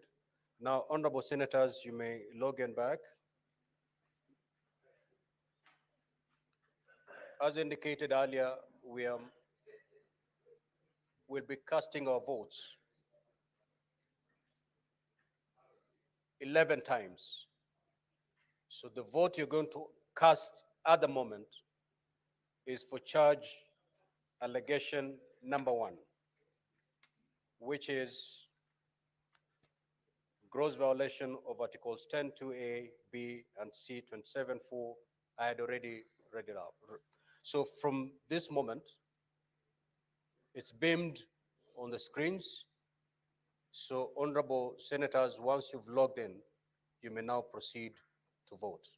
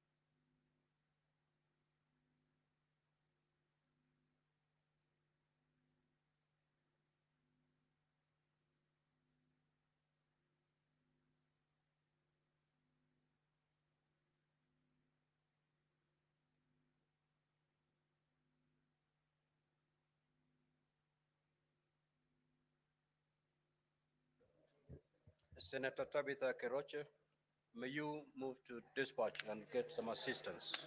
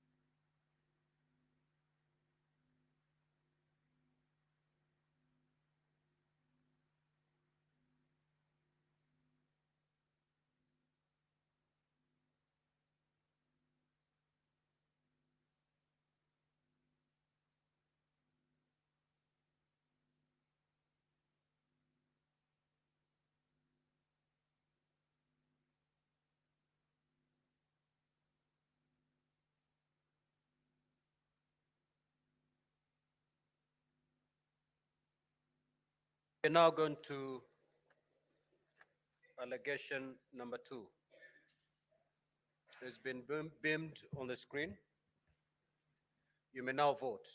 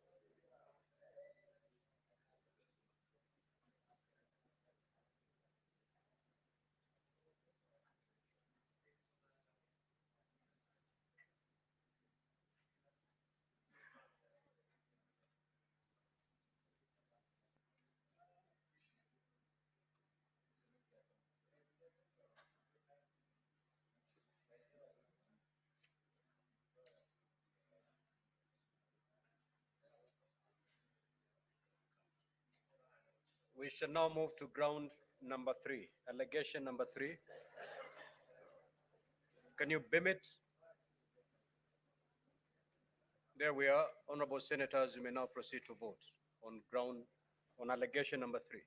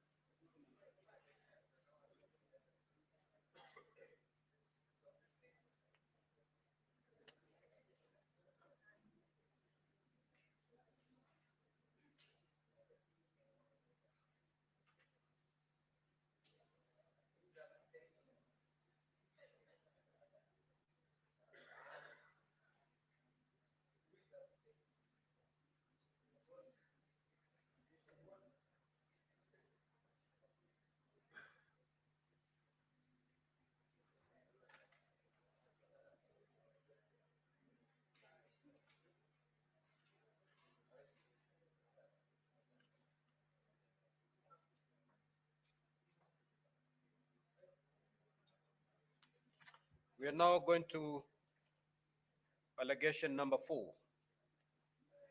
Let it be beamed on the screen. Honorable Senators, you may now proceed to vote on ground number 4.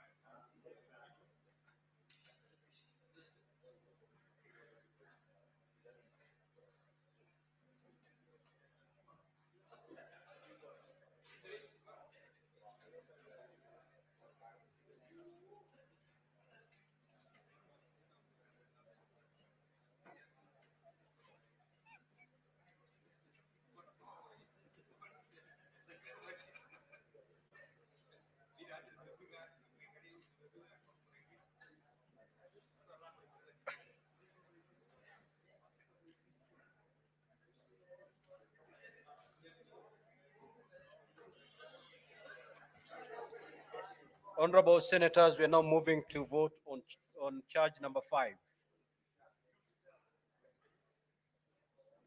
You may now proceed to vote on charge number 5.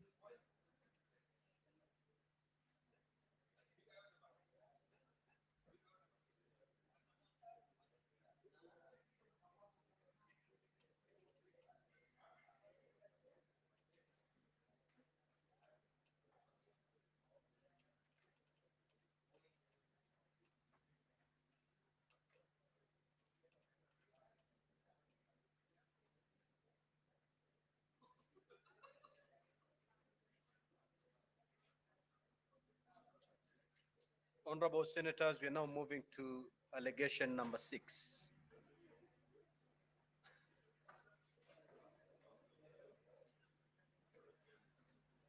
Honorable Senators, you may now proceed to vote on allegation number 6.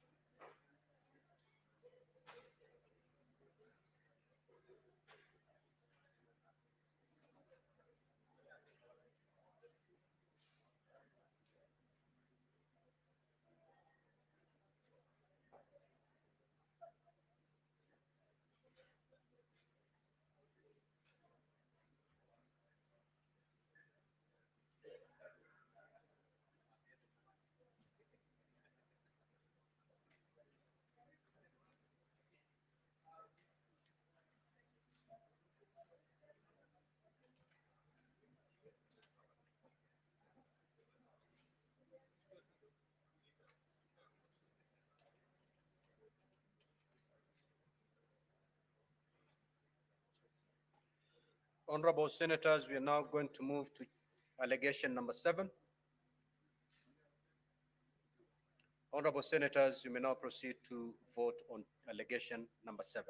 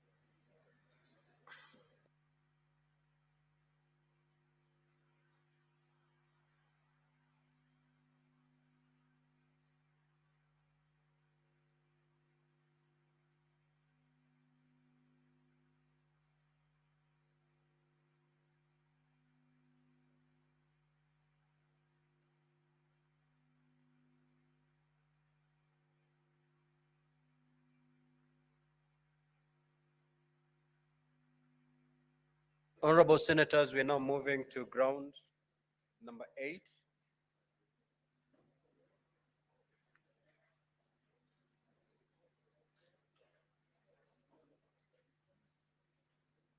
Honorable Senators, you may now proceed to vote on ground number 8.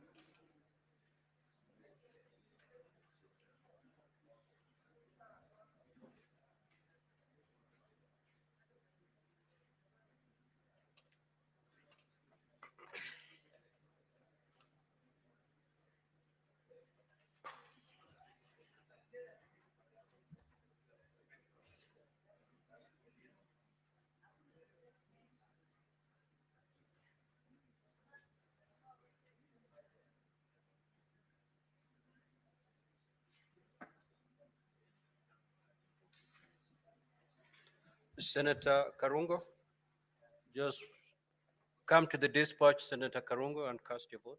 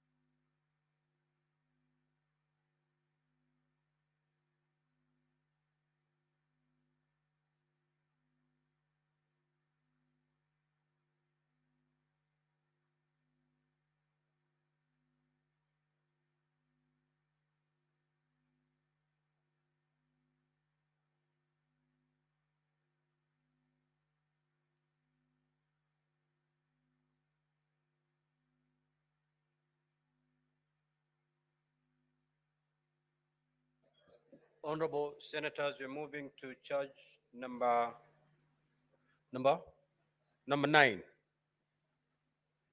You may proceed to vote.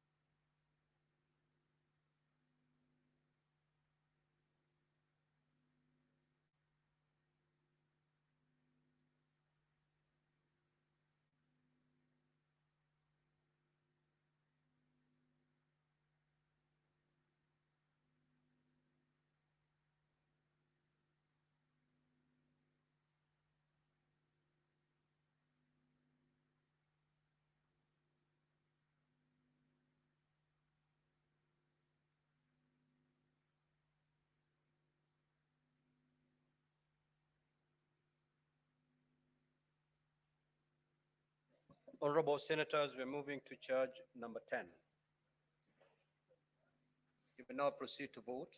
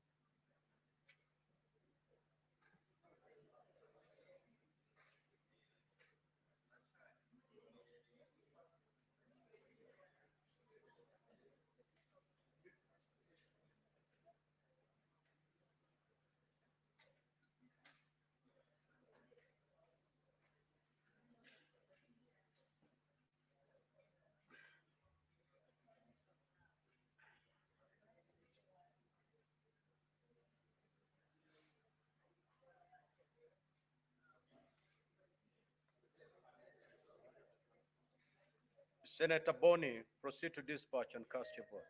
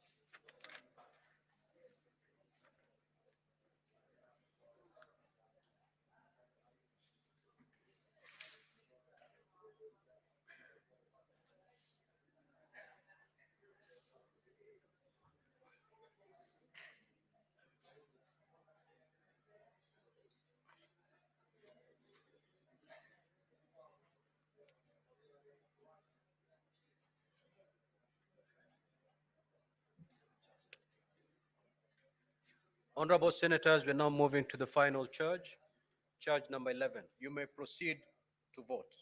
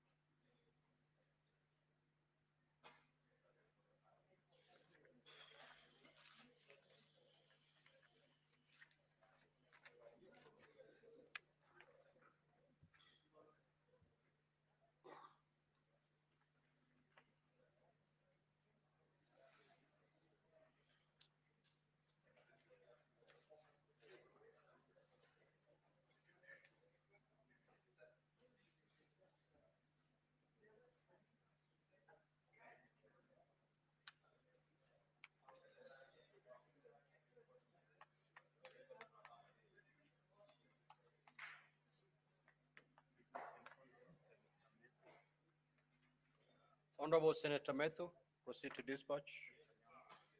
Senator Karen Nyamu, likewise. Senator Alan Chesang, proceed to the dispatch. Senator Karungo, proceed to the dispatch. Aye.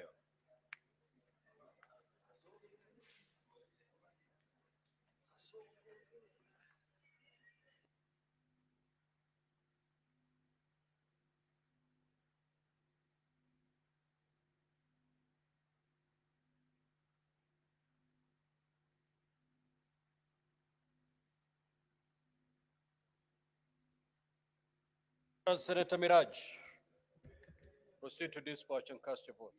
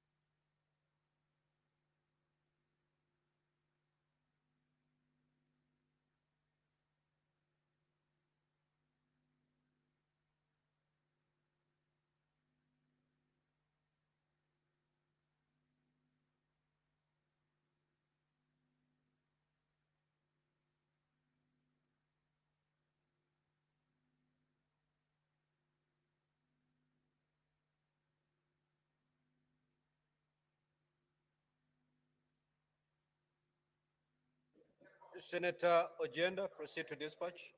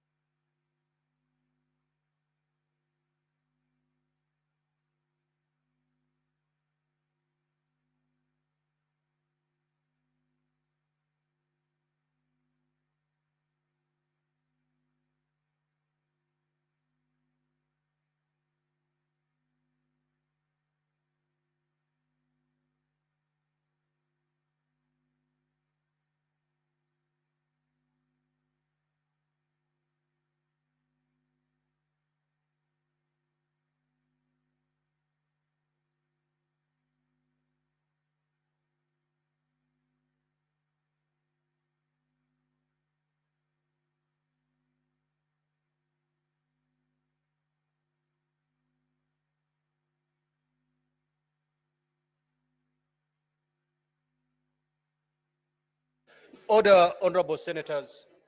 Senator Okoit Omtata, Senator Bass, and Senator Oroba.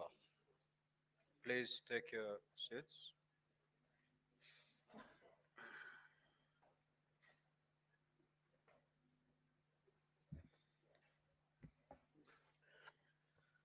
Now, the result of the division is as follows. Charge number 1, ayes 54, nays 13, abstention 0. So the ayes have it. Charge number 2, ayes 28, nays 39, abstention 0. So the nays have it. Charge number 3, ayes 19, nays 45, abstention 3. So the nays have it. Charge number 4, the ayes at 51, nays at 16, abstention at 0. The ayes have it. Charge number 5, ayes 49, nays 16, abstention 2. So the ayes have it. Charge number 6, ayes at 48, nays at 18, abstention 1. So the ayes have it. Charge number 7, the ayes 13, nays 53, abstention 1. So the nays have it. Charge number 8, ayes 27, nays 40, abstention 0. So the nays have it. Charge number 9, ayes 46, nays 20, abstention 1. So the ayes have it. Charge number 10, ayes 22, nays 45, abstention 0. The nays have it. Charge number 11, the ayes 18, nays at 47, abstention 2. So the nays have it.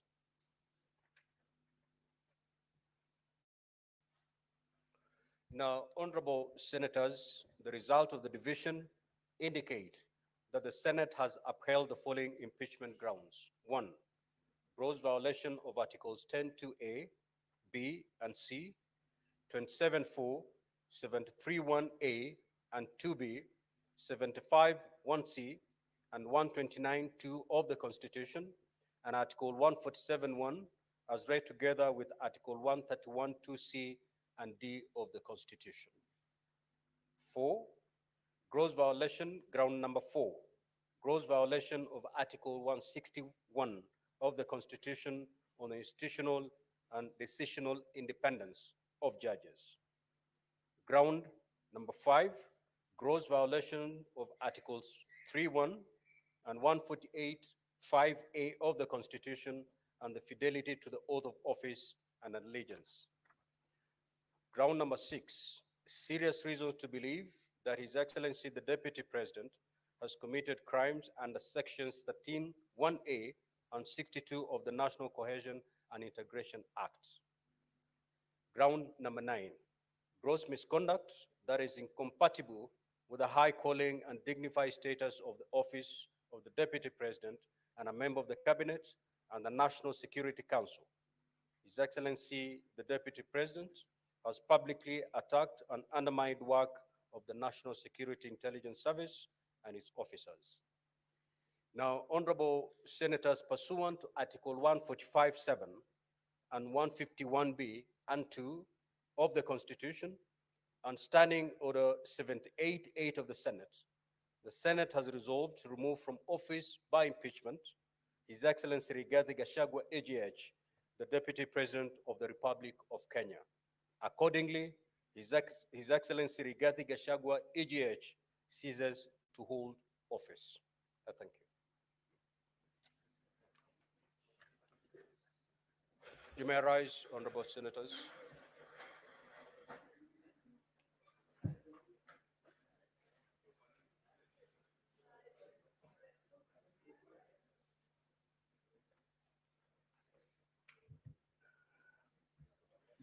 Now, honorable senators, there being no business on the order paper, the Senate stands adjourned until Tuesday, the 22nd of October, 2024 at 2:30 p.m.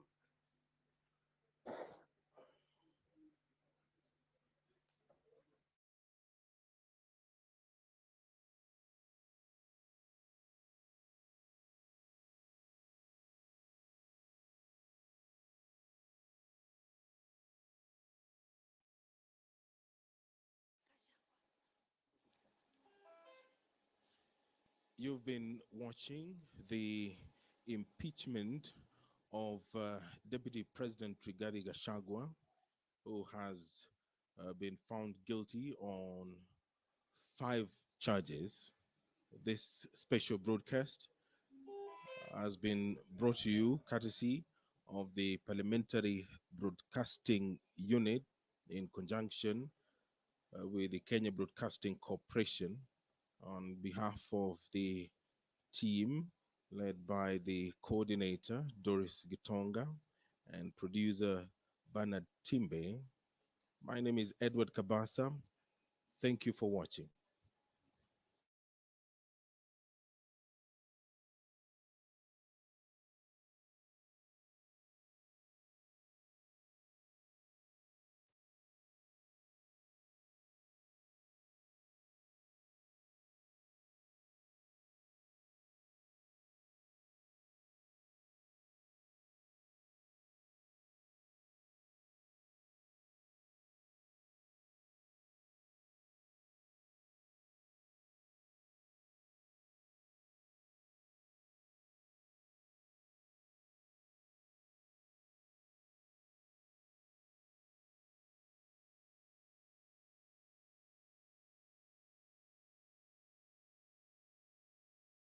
Listen carefully.